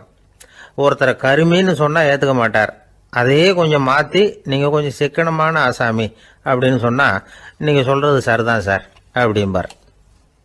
நீங்கள் பெரிய செலவாளி தான், இருந்தாலும் நல்ல விஷயங்களுக்கு தான் செலவழிப்பீங்க அப்படின்னு சொல்லணும். இப்படி இந்த பாரணம் உத்தியை கடைபிடிச்சி இன்னைக்கு வெற்றிகரமாக காலம் தள்ளுறவங்க நிறைய பேர் இருக்கிறாங்க. இந்த உலகத்தில் ஒவ்வொரு நிமிஷமும் ஒரு ஏமாளி பறந்துக்கிட்டே இருக்கிறான் அப்படிங்கிறது தான் ஃபீனியஸ் பார்னம் அவர்களுடைய நம்பிக்கை. அதை விட அடுத்தவங்களை ஏமாளியாக நினைக்கிற மனுஷர்கள் தான் இன்னைக்கு உலகத்தில் ரொம்ப அதிகம். ஒருத்தர் தன்னுடைய மேல் அதிகாரிகிட்ட போய், ஐயா ஒரு நாள் லீவு வேணும், என் தங்கச்சிக்கு கல்யாணம் அப்படின்னார். அவரு பார்த்தார், ஒரு 10 நிமிஷம் வெளியில் இருங்கன்னார். 10 நிமிஷம் கழித்து கூப்பிட்டார், இதை பாருங்க நீங்கள் சொல்கிறது பொய், இப்போ உங்கள் தங்கச்சிக்கு ஃபோன் பண்ணேன், அவங்க தனக்கு 2 வருஷத்துக்கு முன்னாடியே கல்யாணம் ஆகிட்டதாக சொல்கிறாங்க அப்படின்னார். உடனே இவர் சொன்னார், சார் இப்போ நீங்கள் சொல்கிறதும் பொய்யாதான் இருக்கணும், ஏன்னா நிஜமாக எனக்கு ஒரு தங்கச்சியே கிடையாது அப்படின்னார். ஒரு பெரிய காடு, அந்த காட்டுக்கு மத்தியில் ஒரு ஆசிரமம், அங்கே ஒரு முனிவர் இருந்தார். பல இடங்கள்லேருந்து வர்ற குழந்தைகளுக்கு அவர் பாடம் சொல்லி கொடுத்துக்கிட்டு இருக்கிறார். ஏழை பணக்காரர் அப்படிங்கிற வித்தியாசம்லாம் கிடையாதுங்க. எல்லாரும் அவர்கிட்ட தங்கள் பிள்ளைகளை அனுப்பி வச்சாங்க. மன்னர்களுடைய பிள்ளைங்க கூட அங்கே அவர்கிட்ட தான் படிக்கிறதுக்கு வருவாங்க. ஆனால் அந்த முனிவரை பொறுத்த வரைக்கும் எல்லா பிள்ளைங்களும் ஒன்று தான். இது யார் வீட்டு பிள்ளைன்னெல்லாம் பார்க்க மாட்டார், எல்லாரும் சமம். மாணவர்கள்லாம் அங்கேயே மாத கணக்கில் வருஷ கணக்கில் தங்கியிருந்து பாடம் கற்றுக்கிட்டு போகிறது வழக்கம். அவராக பார்த்து போன்னு சொல்கிற வரைக்கும் அங்கேயே இருக்கணும், படிக்கணும், குருகுல வாசம். ஒரு சமயம் ஒரு ராஜகுமாரனும் அவர்கிட்ட படிச்சுக்கிட்டு இருந்தான். அவனுக்கு ஒரு 15 வயசு இருக்கும். சில வருஷம் கழித்து அந்த முனிவர் தன்கிட்ட இருக்கிற மாணவர்களுக்கெல்லாம் பரீட்சை வச்சார். அவங்களுடைய அறிவு முதிர்ச்சியை கணிக்கிறதுக்காக பல சோதனைகள்லாம் வச்சார். ஒவ்வொருத்தராக பார்த்து, இனிமேல் நீங்கள் உங்கள் வீட்டுக்கு போகலாம் அப்படின்னு சொல்லி அனுப்பி வச்சுக்கிட்டு இருக்கிறார். எல்லாரும் போயிட்டாங்க. கடைசியாக மிஞ்சி இருந்தது ஒரே ஒரு மாணவன். அவனை மட்டும் வீட்டுக்கு அனுப்பல. யார் அந்த பையன் தெரியுமா? அவன்தான் அந்த ராஜகுமாரன். ராஜகுமாரனுடைய தந்தைக்கு, அதுதான் அந்த ராஜாவுக்கு, அங்கே வயசு ஏறிக்கிட்டே போகுது. என்ன இது, படிக்க போன பையன் இன்னும் திரும்பி வரலையே அப்படின்னு நினைச்சார். வந்துட்டா சீக்கிரமாக அவனுக்கு பட்டம் கட்டிவிட்டு நாம் விலகிக்கலாமே அப்படின்னு நினச்சாரு. கல்யாணம் வேற பண்ணி பார்க்கணும் பையனுக்கு. ஆனால் பையன் வர்ற வழியை காணும். ராஜா பார்த்தார், சரி நேர்லேயே போய் என்னன்னு தெரிஞ்சுட்டு வந்துடுவோம் அப்படின்னு காட்டுக்கு புறப்பட்டார். அங்கே போய் முனிவரை பார்த்தார். முனிவர் இவரை அன்பாக வரவேற்று உட்கார வச்சார். அதுக்கப்புறம் ராஜா மெதுவா, எல்லாரையும் வீட்டுக்கு அனுப்பி வச்சுட்டிங்களாமே, ஏன் பிள்ளைய மட்டும் அப்படின்னு சொல்லி மெதுவாக இழுத்தார். முனிவர் இதுக்கு உடனே பதில் சொல்லலை. ராஜாவை கூப்பிட்டுட்டு போய் விருந்தினர் குடிசையில் தங்க வச்சார். அதுக்கப்புறம் சொன்னார், உங்கள் மகன் எல்லா பாடங்கள்லேயும் முதல் இடம் வாங்கியிருக்கான். இப்படி முதலாவதாக வர்ற மாணவனுக்கு நாங்கள் இன்னொரு தேர்வு வைக்கிறது வழக்கம். அதுலேயும் அவன் முதலாவதாக வந்துட்டான்னா அவன் ஒரு பெரிய வித்வான் அப்படிங்கிற கௌரவத்தை அடைஞ்சிருவான் அப்படின்னார். அதாவது முனிவர் அப்படி சொல்கிறார். அப்படி சொல்லிவிட்டு போயிட்டார். அவர் ராஜா அங்கேயே தங்கிட்டார். ராத்திரி படுத்து தூங்கினார். காலையில் எழுந்திரிச்சு அந்த குடிசைக்கு வெளியில் வந்தார் பல்லு விளக்கிறதுக்காக. அந்த சமயத்தில் தூரத்தில் ஒருத்தன் ஒரு கையில் கோடாலியை வச்சுக்கிட்டு தலையில் ஒரு பெரிய விறகு கட்டை சுமந்துக்கிட்டு வந்துக்கிட்டு இருக்கிறது மாதிரி தெரிஞ்சுது. யாராவது விறகு வெட்டியாக இருக்கும் அப்படின்னு நினச்சார் ராஜா. கிட்ட வந்ததும் உத்து பார்க்குறாரு. பார்த்தா அது தன்னோட புள்ள. திகைச்சு போயிட்டார். என்ன இது, ஒரு ராஜகுமாரனை கூட இது மாதிரி வேலையெல்லாம் செய்ய சொல்கிறாங்களே அப்படின்னு நினச்சார். ராஜகுமாரன் விறகு கட்டை கொண்டுகிட்டு போய் கொல்லை பக்கம் வச்சான். அந்த சமயம் முனிவர் அங்கே வந்தார். என்ன மகனே, விறகு வெட்டிட்டு வந்துட்டியா? சரி, இப்போ ஒரு துடைப்பத்தை எடுத்துக்கோ, விருந்தினர் குடிசையின் வாசல் பக்கத்தை கூட்டி பெருக்கி சுத்தம் பண்ணு போ அப்படின்னார். அப்படியே செய்கிறேன் குருவே அப்படின்னு சொல்லிவிட்டு போனான். சுத்தம் பண்ண ஆரம்பிச்சிட்டான். ராஜா பார்த்தார் இதை. உடனே ஓடியாந்தார். மகனே, என்ன காரியம் பண்ணுற? துடைப்பத்தை கீழே போடுனார். இப்போ அந்த ராஜகுமாரன் சொல்கிறான், தந்தையே, இது என்னுடைய குருதேவரோட உத்தரவு. இங்கே நான் ஒரு மாணவன். இங்கே அரசனும் ஒன்று தான், ஆண்டியும் ஒன்று தான். குருதேவர் சொல்கிறத மறுக்காமல் செய்கிறது தான் எங்கள் கடமை அப்படின்னா. இந்த சமயம் முனிவர் அங்கே வந்தார். இவனை முதுகில் தட்டி கொடுத்தார். அப்புறம் ராஜா கிட்ட சொன்னார், அரசே, உங்கள் புள்ள எங்கள் கடைசி தேர்வுலையும் வெற்றி பெற்றுட்டான். பணிவு தான் மாணவர்களின் மிக உயர்ந்த குணம்.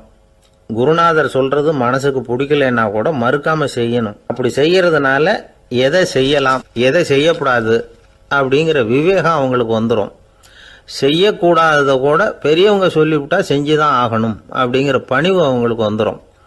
இந்த குணம் வந்துட்டுதுன்னா அவங்க எத்தனை கடினமான வேலையாக இருந்தால் கூட ரொம்ப சுலபமாக செஞ்சு முடிச்சிருவாங்க. தூக்கத்திலேயும் அப்புறம் துக்கத்திலேயும் தோண்டு போட மாட்டாங்க. இந்த பணிவும் விவேகமும் அவங்கக்கிட்ட மன உறுதியை ஏற்படுத்தும். அந்த உறுதி உங்கள் பையனுக்கு வந்தாச்சு. இனிமேல் அவனை நீங்கள் அழைச்சிட்டு போகலாம். அவன் நிச்சயமாக பேரும் புகழும் பெறுவான் அப்படின்னார். ராஜா அவரை பார்த்து, குருதேவா, புரிஞ்சுக்கிட்டேன், என்னை மன்னிக்கணும் அப்படின்னாரு. அதுக்கப்புறம் மகனை அழைச்சிக்கிட்டு நாட்டுக்கு திரும்பி வந்துட்டார். இந்த கதையை இன்று ஒரு தகவலில் சொல்லுங்க சார், உங்கள் நிகழ்ச்சியில் சொல்லுங்க சார் அப்படின்னு சொல்லி மாணவர்கள் கேட்டால் பணிவாக இருக்கிறது எப்படி அப்படிங்கிறத புரிஞ்சுக்குவாங்க அப்படின்னு சொன்னார் ஒருத்தர். சரி சொல்லுவோம், அதுக்கு முன்னாடி நேர்லேயே ஒரு பையன்கிட்ட சொல்லி பார்க்கலாமே அப்படின்னு தோணுச்சு. உடனே ஒரு பையனை கூப்பிட்டோம். ஏன்பா, உங்கள் வாத்தியார் உனக்கு இது மாதிரி ஒரு பரீட்சை வச்சா என்ன பண்ணுவேன் அப்படின்னு கேட்டோம். நானும் அப்படி தான் சார் நடந்துக்குவேன், விறகு வெட்டுவேன், தொடப்பத்தினால கூட்டி சுத்தம் பண்ணுவேன், உடனே செஞ்சு முடிச்சிருவேன் சார் அப்படின்னா. பலே பரவாயில்லையே அப்படின்னோம். ஆமாம் சார், அப்படி செஞ்சால் தானே வீட்டுக்கு அனுப்புவார், இல்லைன்னா இன்னொரு வருஷம் இங்கேயே இருந்து படின்னு சொல்லி விடுவார், அதனால் அப்படி செய்வேன் அப்படிங்கிறான் அந்த பையன். வாழ்க்கையில் ரொம்பவும் அடிபட்டு அல்லல் போட்டுக்கிட்டு இருக்கிற ஒருத்தர் வந்தார். மனசு ரொம்பவும் நொந்து போய் பேசினார். இந்த உலகத்தில் மனுஷனாக பிறந்ததை விட மாடாக பிறந்திருக்கலாம் சார் அப்படின்னார். திடீர்னு என்கிட்ட இப்படி சொன்னால் அதுக்கு நான் என்னங்க பண்ண முடியும் அப்படின்னேன். உங்ககிட்ட வரணும்னு தோணுச்சு, அதனால் வந்தேன் அப்படின்னார். சரிங்க, இப்படி ஒரு யோசனை வந்ததுக்கு என்ன காரணம் அப்படின்னு சொல்லி அவர்கிட்ட கேட்டேன். அதுக்கு அவர் சொன்னார், என் பையனுக்கு வேலை தேடுறேன் கிடைக்கல, பொண்ணுக்கு மாப்பிள்ளை தேடுறேன் கிடைக்கல, வீடு கட்டுறதுக்கு கடன் கேட்குறேன் கிடைக்கல, மாடாக பிறந்திருந்தா இது மாதிரி கவலையெல்லாம் கிடையாதுல்ல, பேசாமல் வைக்கோலை தின்னுக்கிட்டு அசை போட்டுக்கிட்டே கடந்து விடலாமே அப்படின்னார் அலட்சியமாக. அதுக்கப்புறம் தான் அவர் சொன்ன கருத்தை நானும் கொஞ்சம் அசை போட ஆரம்பித்தேன் மனசுக்குள்ளே. இப்போது இயற்கையை பொறுத்த வரைக்கும் அது நாம் எல்லாரும் மகிழ்ச்சியாக வாழணும் அப்படின்னு தான் விரும்புது. விலங்குகள், பறவைகள், தாவரங்கள், அப்புறம் மற்ற உயிரினங்கள் எல்லாமும் நல்லபடியாக இருக்கணும் அப்படிங்கிறது தான் இயற்கையோட விருப்பம். அதில் ஒன்றும் சந்தேகம் இல்லை. இயற்கையோட அமைப்பை கொஞ்சம் கவனித்து பார்த்தா அதை நாம் நல்லா புரிஞ்சுக்கலாம். இருந்தாலும் இந்த ஆள் சொன்னதை கேட்ட பிறகு தான் ஒரு முக்கியமான வேறுபாடு புரிஞ்சுது. அதாவது, இந்த உலகத்தில் உள்ள முக்கியமான பிரச்சனைகள் 6. அந்த 6 பிரச்சனைகளும் ஆடு மாடுகளுக்கு கிடையாது, மரம் செடி கொடிகளுக்கு கிடையாது. ஆனால் மனுஷன் அந்த 6 பிரச்சனைகளையும் சந்திக்க வேண்டியிருக்கு. சரி, அந்த 6 பிரச்சனைகள் என்னென்ன தெரியுமா? முதல்ல இந்த ஆடு மாடுலாம் நமக்குன்னு சொந்தமாக ஒரு வீடு இல்லையே அப்படின்னு கவலைப்பட்டுக்கிட்டு இருக்கிறதில்ல. ஆனால் மனிதனுக்கு வீடு தேவைப்படுது. இது ஒரு வித்தியாசம். இப்போ ரெண்டாவது பிரச்சனை என்னென்னா ஆடை பிரச்சனை. ஒரு கோழியோ சேவலோ நாம் போட்டுக்கிறதுக்கு ஒரு சட்டை இல்லையே அப்படின்னு கவலைப்படுறதில்ல. ஆனால் மனுஷனுக்கு அந்த கவலை உண்டு. சரி, இப்போ மூணாவது என்னன்னு பார்த்தா கல்வி பிரச்சனை. ஒரு பசுமாடு கவலையோடு நின்றுக்கிட்டு இருக்கு அப்படின்னு வச்சுக்குவோம். நீங்கள் அதுக்கிட்ட போய் ஏன் பசுமாடை கவலையோடு நின்றுக்கிட்டு இருக்கிற அப்படின்னு கேட்குறீங்க. என் கண்ணுக்குட்டிக்கு எல்கேஜியில் இடம் கிடைக்கல, டொனேஷன் கொடுக்கறதுக்கு கையில் பணமும் கிடையாது, சிபாரிசுக்கு யாரை பிடிக்கிறதுன்னு தெரியல, இப்படியா சொல்லிகிட்டு இருக்கோம். அதுக்கு அந்த கவலையெல்லாம் கிடையாது. ஆனால் மனிதனுக்கு அந்த கவலை உண்டு. நாலாவது என்னன்னு பார்த்தீங்கன்னா வேலை வாய்ப்பு பிரச்சனை. வேலை கிடைக்கலையே அப்படின்னு வேப்பமரம் கவலைப்படுறதில்ல, ஆனால் மனுஷன் கவலைப்படுறான்.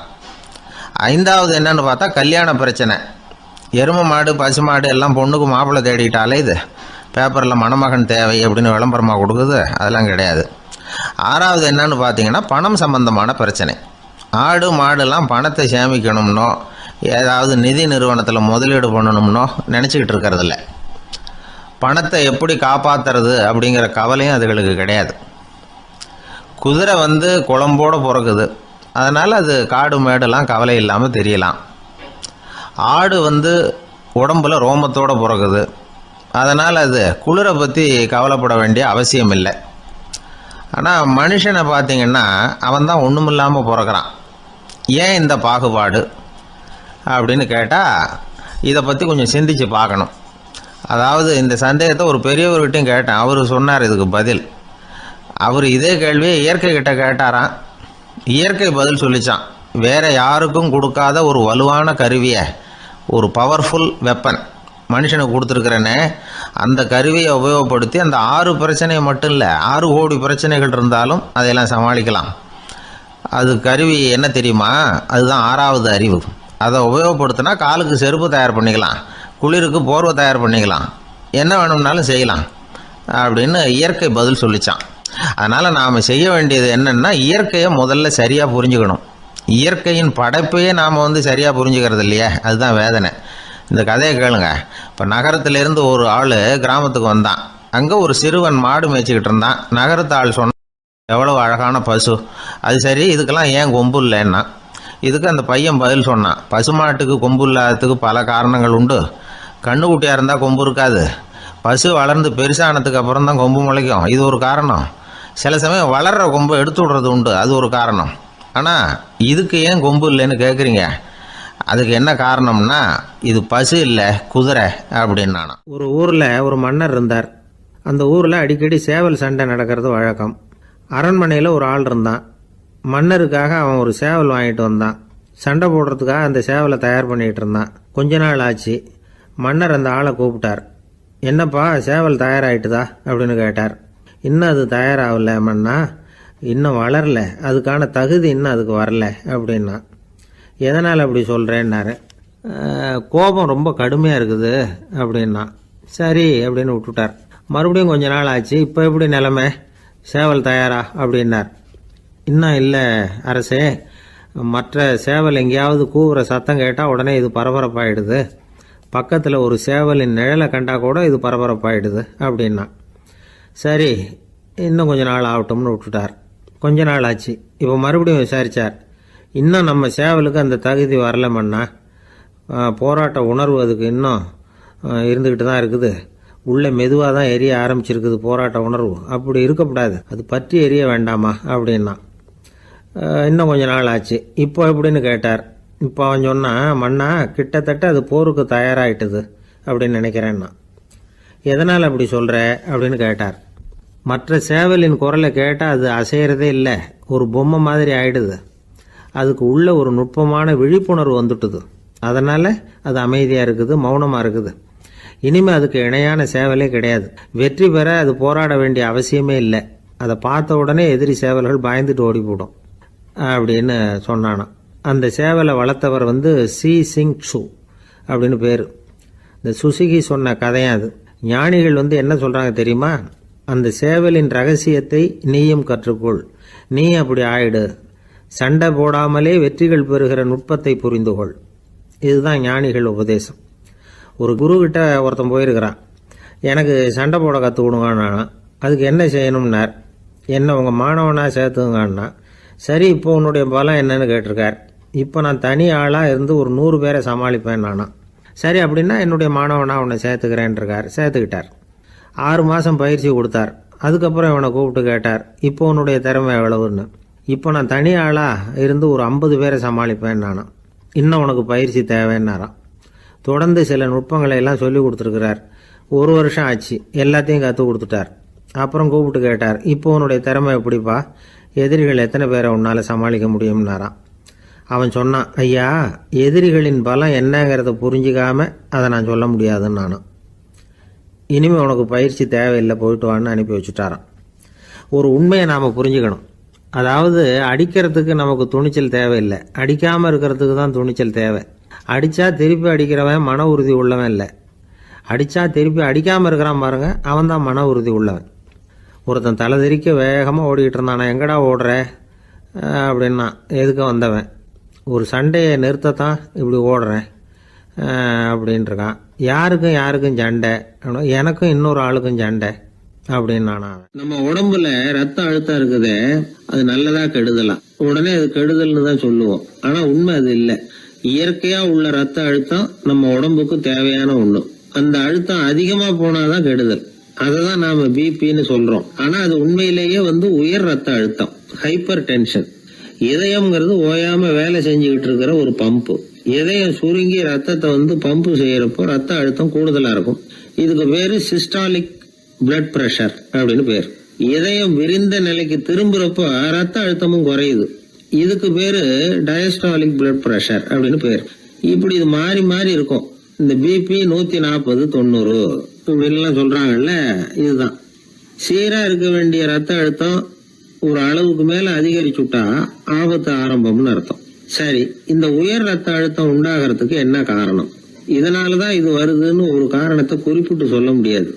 ஆனா வம்சாவளி காரணம், ரொம்ப டென்ஷனான சூழ்நிலையில வேலை செய்யறது, உடம்பு குண்டா இருக்கிறது, இதெல்லாம் இந்த ஹை பிபிக்கு துணை செய்யுது. அப்படிதான் எடுத்துக்க வேண்டியிருக்குது. இது கிருமியினால ஏற்படுற வியாதி இல்லை, உடம்புல ஏற்படுற ஒரு பழுது, அவ்வளவுதான். 40 வயசுக்கு மேலதான் பொதுவா இது பாதிக்கும். அதெல்லாம் சரி, ஒருத்தருக்கு உயர் ரத்த அழுத்தம் இருக்குது, அதை கட்டுப்படுத்துறதுக்கு வழி ஏதாவது உண்டா அப்படின்னா உண்டு. மருந்து கொடுத்தும் சரி பண்ணலாம். மருந்து இல்லாத சிகிச்சை முறைகளும் இருக்குது. இப்ப மருந்து சாப்பிடுறதுன்னா டாக்டர் கிட்ட போயிடலாம். அதுக்கு இப்ப சுமாரா 30 விதமான மருந்துகள் இருக்குதான். மருந்தோட உடல் கட்டுப்பாடும் மனக்கட்டுப்பாடும் சேர்ந்ததுன்னா ரொம்ப விசேஷம். அது இருக்கட்டும், மருந்து இல்லாம நாம செய்ய வேண்டியது என்ன, அதை தெரிஞ்சுக்குவோம். முதல்ல சீரான உடற்பயிற்சி, வாக்கிங் ரொம்ப நல்லது. மனசை அமைதிப்படுத்துறதுக்கு யோகாசனம், ஆழ்நிலை தியானம், இது மாதிரியான பயிற்சிகள் நல்லது. ஒரு காலத்துல யோகாசனம் பண்ணுங்க, தியானம் பண்ணுங்கன்னு சொன்னா ஒரு மாதிரியா பார்த்தாங்க. இப்ப மருத்துவ நிபுணர்களே அதெல்லாம் ரொம்ப அவசியம்தான் அப்படின்னு சொல்றாங்க. இன்னொரு அதிசய சிகிச்சை முறை இப்போ வழக்கத்துக்கு வந்திருக்குது. பயோ ஃபீட்பேக் அப்படின்னு பேரு.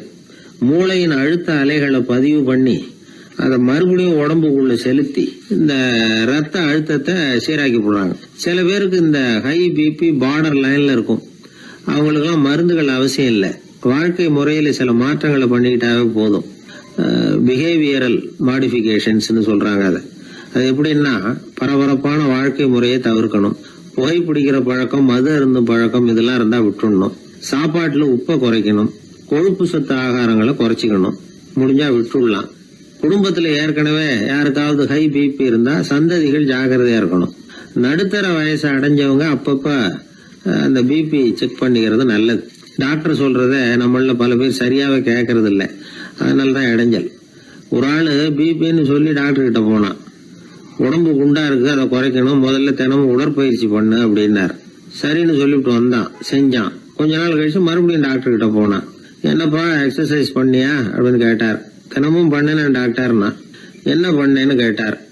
முன்னெல்லாம் சிகரெட்டை கடையில வாங்குவேன், இப்ப நான் அப்படி வாங்குறத விட்டுட்டேன். தினமும் நானே என் கையாலேயே உருட்டி தயார் பண்றேன் டாக்டர். இது ஒரு எக்ஸசைஸ் தானே அப்படின்னா. ஒரு ஏரி ஓரமா 2 பசங்க நடந்து போயிட்டு இருக்கிறாங்க. அதுல ஒருத்தன் பணக்கார வீட்டு பையன், இன்னொருத்தன் ஏழை. இவங்க 2 பேரும் போயிட்டு இருக்கிறாங்க. வழியில் ஒரு இடத்துல ஒரு ஜோடி செருப்பு இவங்க கண்ணில் படுது. ஒரு விவசாயி அந்த செருப்பை அங்கே விட்டுட்டு பக்கத்தில் இருந்த ஏரியில் கை காலை கழுவிட்டு இருக்கிறார். உடனே அந்த பணக்கார பையனுக்கு ஒரு ஐடியா. அவன் சொன்னானா, டேய், இப்போ ஒரு வேடிக்கை செய்யலாம். அந்த செருப்பு ரெண்டையும் தூக்கி எட்டத்தில் வீசி எரிஞ்சிருவோம். அந்த ஆள் வந்து பார்த்துட்டு செருப்பை தேடி அல்லாடுவான், அங்கேயும் இங்கேயும் ஓடுவான், திருன்னு முழிப்பான். அதை பார்த்து நாம் ரசிக்கலாம், நல்ல தமாஷா இருக்கும் அப்படின்னு இருக்கான். இப்படி சொல்லிவிட்டு அந்த செருப்புகளை தூக்கத்துக்கு போனானா. கொஞ்சம் பொறு அப்படின்னானா அந்த ஏழை பையன். ஏன்னு கேட்டிருக்கான் அவன். இப்போ அந்த ஏழை பையன் சொன்னானா, நீ சொல்றது ஒன்றும் வேடிக்கை கிடையாது. உன்னோட செருப்பு தொலைஞ்சா உன் அப்பா உடனே உனக்கு வேற செருப்பு வாங்கி கொடுத்துருவார். ஆனால் அந்த ஆளுக்கு இந்த செருப்பு தொலைஞ்சதுன்னா வேற புதுசாக வாங்கிறதுக்கு வாயையும் வயத்தையும் கட்டி பணத்தை சேர்க்க வேண்டியிருக்கும். அதனால் நான் ஒரு வேடிக்கை சொல்கிறேன், அது மாதிரி செய், அது இன்னமும் தமாஷா இருக்கும் அப்படின்னானா. எப்படி அது சொல்லுன்றிருக்கான் அவன். செருப்பு ரெண்டும் அது இருக்கிற இடத்துலயே இருக்கட்டும். உன் சட்டை பையிலிருந்து ஒரே ஒரு ரூபாய் நாணயத்தை எடு. அதை அந்த செருப்பு மேலே அதோட குதிகால் பகுதியில் வச்சுட்டு நாம் ரெண்டு பேரும் அந்த மரத்துக்கு பின்னாடி ஓடி போய் மறைஞ்சு நின்றுக்குவோம். அப்புறம் பாரு வேடிக்கையே அப்படின்னா. அதே மாதிரி ரூபா காசு செருப்பு மேலே வச்சுட்டு இவங்க ரெண்டு பேரும் மறைஞ்சு நின்றுக்கிட்டாங்க. கொஞ்ச நேரத்தில் அந்த விவசாயி வந்தார். காலில் உள்ள மண்ணை தட்டிவிட்டு செருப்பை மாட்டுறதுக்காக போனார். அங்கிருந்த காசு கண்ணில் போட்டுவிட்டது. அவருக்கு ஆச்சரியமாக போச்சு. அதை கையில் எடுத்து பார்க்குறார். 4 பக்கமும் திரும்பி திரும்பி பார்க்குறார், யார் இதை வச்சிருப்பான்னு. கடைசியில் ஆகாயத்தை பார்க்குறார். ஆண்டவா, இது உன்னோட கருணை தான். நீ தான் யாரோ புண்ணியவான் மனசில் தர்மம் பண்ணுற எண்ணத்தை உண்டாக்கி இருக்கிற. அந்த புண்ணியவான் நல்லா இருக்கணும் அப்படின்னு வாழ்த்தி அந்த காசை கண்ணில் ஊற்றிக்கிட்டாராம். மறைஞ்சிருந்து பார்த்துக்கிட்டு இருந்த ஏழை பையன் இப்படி சொன்னான், பாத்தியா, உன்னை புண்ணியவான்னு வாழ்த்தி விட்டு போகிறார் அந்த ஆள். அவருக்கும் சந்தோஷம், அதை பார்த்து நமக்கும் சந்தோஷம். உனக்கு ரூபாங்கிறது ஒரு பெரிய விஷயம் இல்லை, ஆனால் அதனால் நமக்கு கிடைச்சிருக்கிற மகிழ்ச்சி ரொம்ப உயர்வானது அப்படின்னு நானும். வேடிக்கையும் கிண்டலும் இது மாதிரி அடுத்தவங்களுக்கு இடைஞ்சலாக இல்லாமல் இருக்கணும் அப்படிங்கிறார் கலைவாணர். ஆனால் பாருங்க, அவருக்கே இடைஞ்சலாக வர்ற விஷயங்களை கூட அவர் வேடிக்கையாக தான் எடுத்துக்கிட்டாராம். ஒரு தடவை ஒருத்தர் கலைவாணர்கிட்ட வந்து, ஐயா, என் குழந்தை செத்து போச்சு அப்படின்னு சொல்லி அழுதாராம். உடனே இவர் அவருக்கு 100 ரூபா பணத்தை கொடுத்து, இந்தாங்க அடக்கம் செய்யுங்க அப்படின்னு சொல்லி அனுப்பி வச்சாராம். 1 வருஷம் கழிச்சு மறுபடியும் அதே ஆள் வந்திருக்கார். இவர் மறந்துருப்பாருங்கிற நினைப்புல, அண்ணே, என் குழந்தை இறந்து போச்சுண்ணே அப்படின்னாராம். இவர் மறுபடியும் 100 ரூபா கொடுத்து ஆறுதல் சொல்லி அனுப்பி வச்சாராம். 7-8 மாசம் கழிச்சு மறுபடியும் அதே ஆள் வந்திருக்கார். அவர் வாயை திறக்கிறதுக்கு முன்னாடியே இவர் 100 ரூபாய் அவர் கையில் வச்சு, போன 2 தடவை தான் குழந்தை செத்து போச்சு, இந்த தடவையாவது அதை சாகாம காப்பாத்தி விடு அப்படின்னு சொல்லி அனுப்பி வச்சாராம். அதுக்கப்புறம் அந்த ஆள் வர்றதே இல்லையா. நமக்கு முன்னாடி நமக்கு வேண்டிய ஒருத்தர் ஒரு கிளாஸில் நமக்கு பழச்சாறு கொண்டாந்து வைக்கிறாருன்னு வச்சுக்கோங்க. உடனே நாம் என்ன பண்ணுவோம், எடுத்து கிடுகிடுன்னு சாப்பிட்ருவோம், அடுத்தவங்க யாரும் வர்றதுக்குள்ள. அதை விட்டுட்டு அதை கொண்டாந்து வச்சவர்கிட்டயே அதோட விலை என்ன அப்படி இப்படின்னு நான் கேட்டுக்கிட்டு இருப்போம். நாம் கேட்க மாட்டோம். ஆனால் காந்திஜி அப்படி கேட்டாராம். எப்போ தெரியுமா, 1935.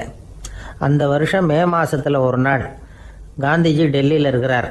அப்போ அவருக்கு 2 டம்ளர் மாம்பழச்சாறு கொண்டாந்து கொடுக்குறாங்க. அதை வாங்குறார். இதோட விலை என்ன அப்படின்னு கேட்டார் காந்திஜி. யாருக்கிட்ட கேட்டாருன்னா மனுபென் காந்திகிட்ட கேட்குறார். அவங்க தான் கொண்டாந்து கொடுக்குறாங்க. காந்திஜிக்கு உதவி செய்கிறதுக்காக அவர் கூடவே இருந்தவங்க அவங்ககிட்ட தான் கேட்குறாரு. காந்திஜி சும்மா வேடிக்கைக்காக இப்படி கேட்குறாருன்னு நினச்சிட்டாங்க அந்த அம்மா. அதுவும் இல்லாமல் அதோட விலையை கேட்டால் காந்திஜி நிச்சயமாக அதை சாப்பிட மாட்டார் அப்படிங்கிற பயம் வேறு.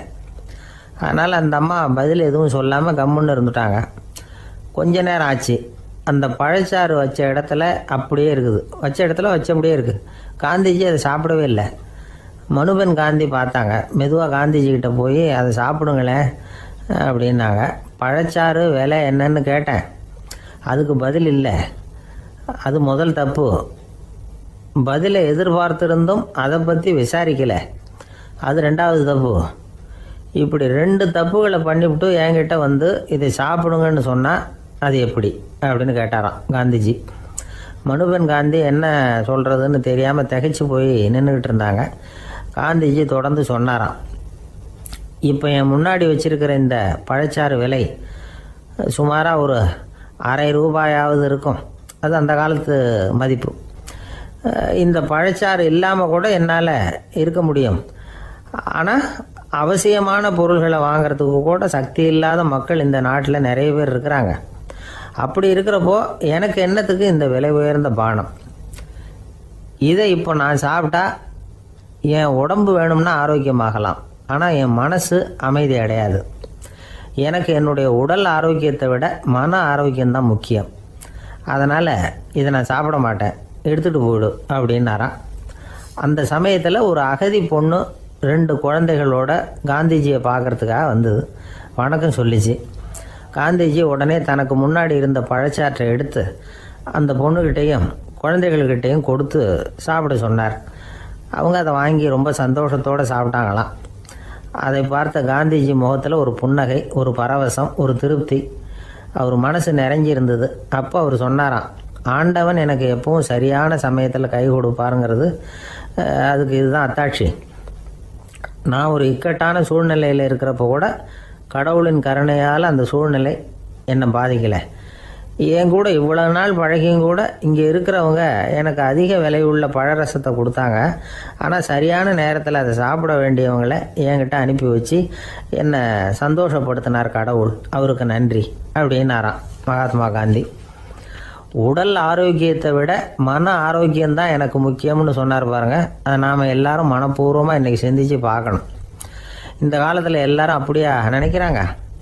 எனக்கு தெரிஞ்ச ஒருத்தர் இருந்தார். தினமும் காலையில் ஒரு காஃபி சாப்பிட உட்கார்ற நேரத்தில் பக்கத்து வீட்டுக்காரர் வந்து சேருவார் கரெக்டாக. உடனே அவரும் தனக்குன்னு வந்திருக்கிற காப்பியை எடுத்து மனப்பூர்வமாக பக்கத்து வீட்டுக்காரர்கிட்ட கொடுத்துருவார். அதுக்கப்புறம் அவருக்காக வேறு காப்பி போட்டு கொண்டாந்து கொடுத்தாலும் வேண்டான்னு சொல்லிடுவார். ஆண்டவனாக பார்த்து சரியான நேரத்தில் அவரை எங்கள் வீட்டுக்கு தினமும் அனுப்பி வைக்கிறார் அப்படிம்பார். ஏன் அப்படி சொல்கிறீங்க அப்படின்னு கேட்டோம் ஒரு நாள். அதுக்கு அவர் சொல்கிறார், எனக்கு என்னோட உடல் ஆரோக்கியம்தான் முக்கியம். இதை கடவுள் புரிஞ்சுக்கிட்டு எங்கள் வீட்டு காப்பியை சாப்பிட்றதுக்கு தினமும் அடுத்த வீட்டுக்காரனை அனுப்பி வைக்கிறார் அப்படின்னார் அவர். ஒரு கடற்கரை ஓரம், அங்கே ஒரு சின்ன கிராமம். அந்த கிராமத்தில் ஒரு சின்ன பள்ளிக்கூடம். கடற்கரை ஓரத்தில் உள்ள ஒரு விடுதியில் ஓய்வுக்காக ஒருத்தர் வந்து தங்கியிருக்கிறார். பள்ளிக்கூடத்தில் ஏதோ விழா நடக்கிறது மாதிரி தெரிஞ்சுது. உடனே அவர் அந்த பக்கமாக வந்தார். இங்கே என்ன நடக்குதுன்னு விசாரித்தார். பள்ளி ஆண்டு விழா நடக்குதுன்னாங்க. உடனே போனார். கண்காட்சி ஒன்று வச்சுருந்தாங்க. உள்ளே போய் பார்த்தார்.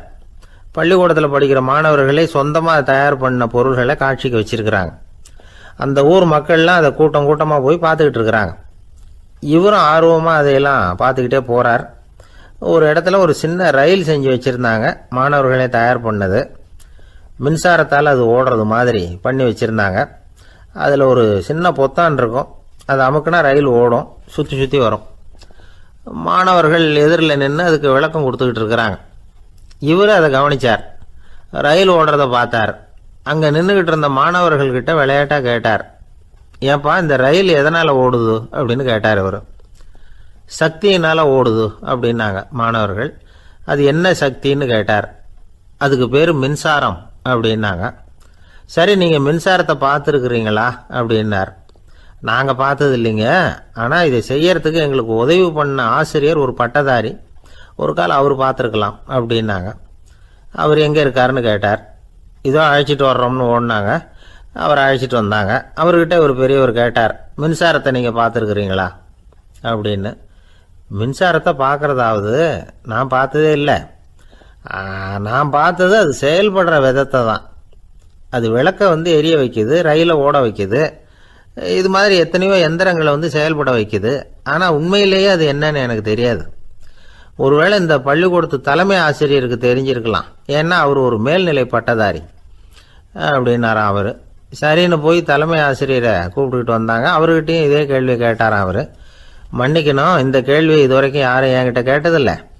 சக்தியை யாரும் பார்க்க முடியாது, ஆனால் அது செயல்படும் விதத்தை தான் பார்க்க முடியும் அப்படின்னாராம் அவர். இப்போ இதுவரைக்கும் கேட்டுக்கிட்டு இருந்த பெரியவர் சிரிச்சார். சிரிச்சுட்டு சொன்னார்,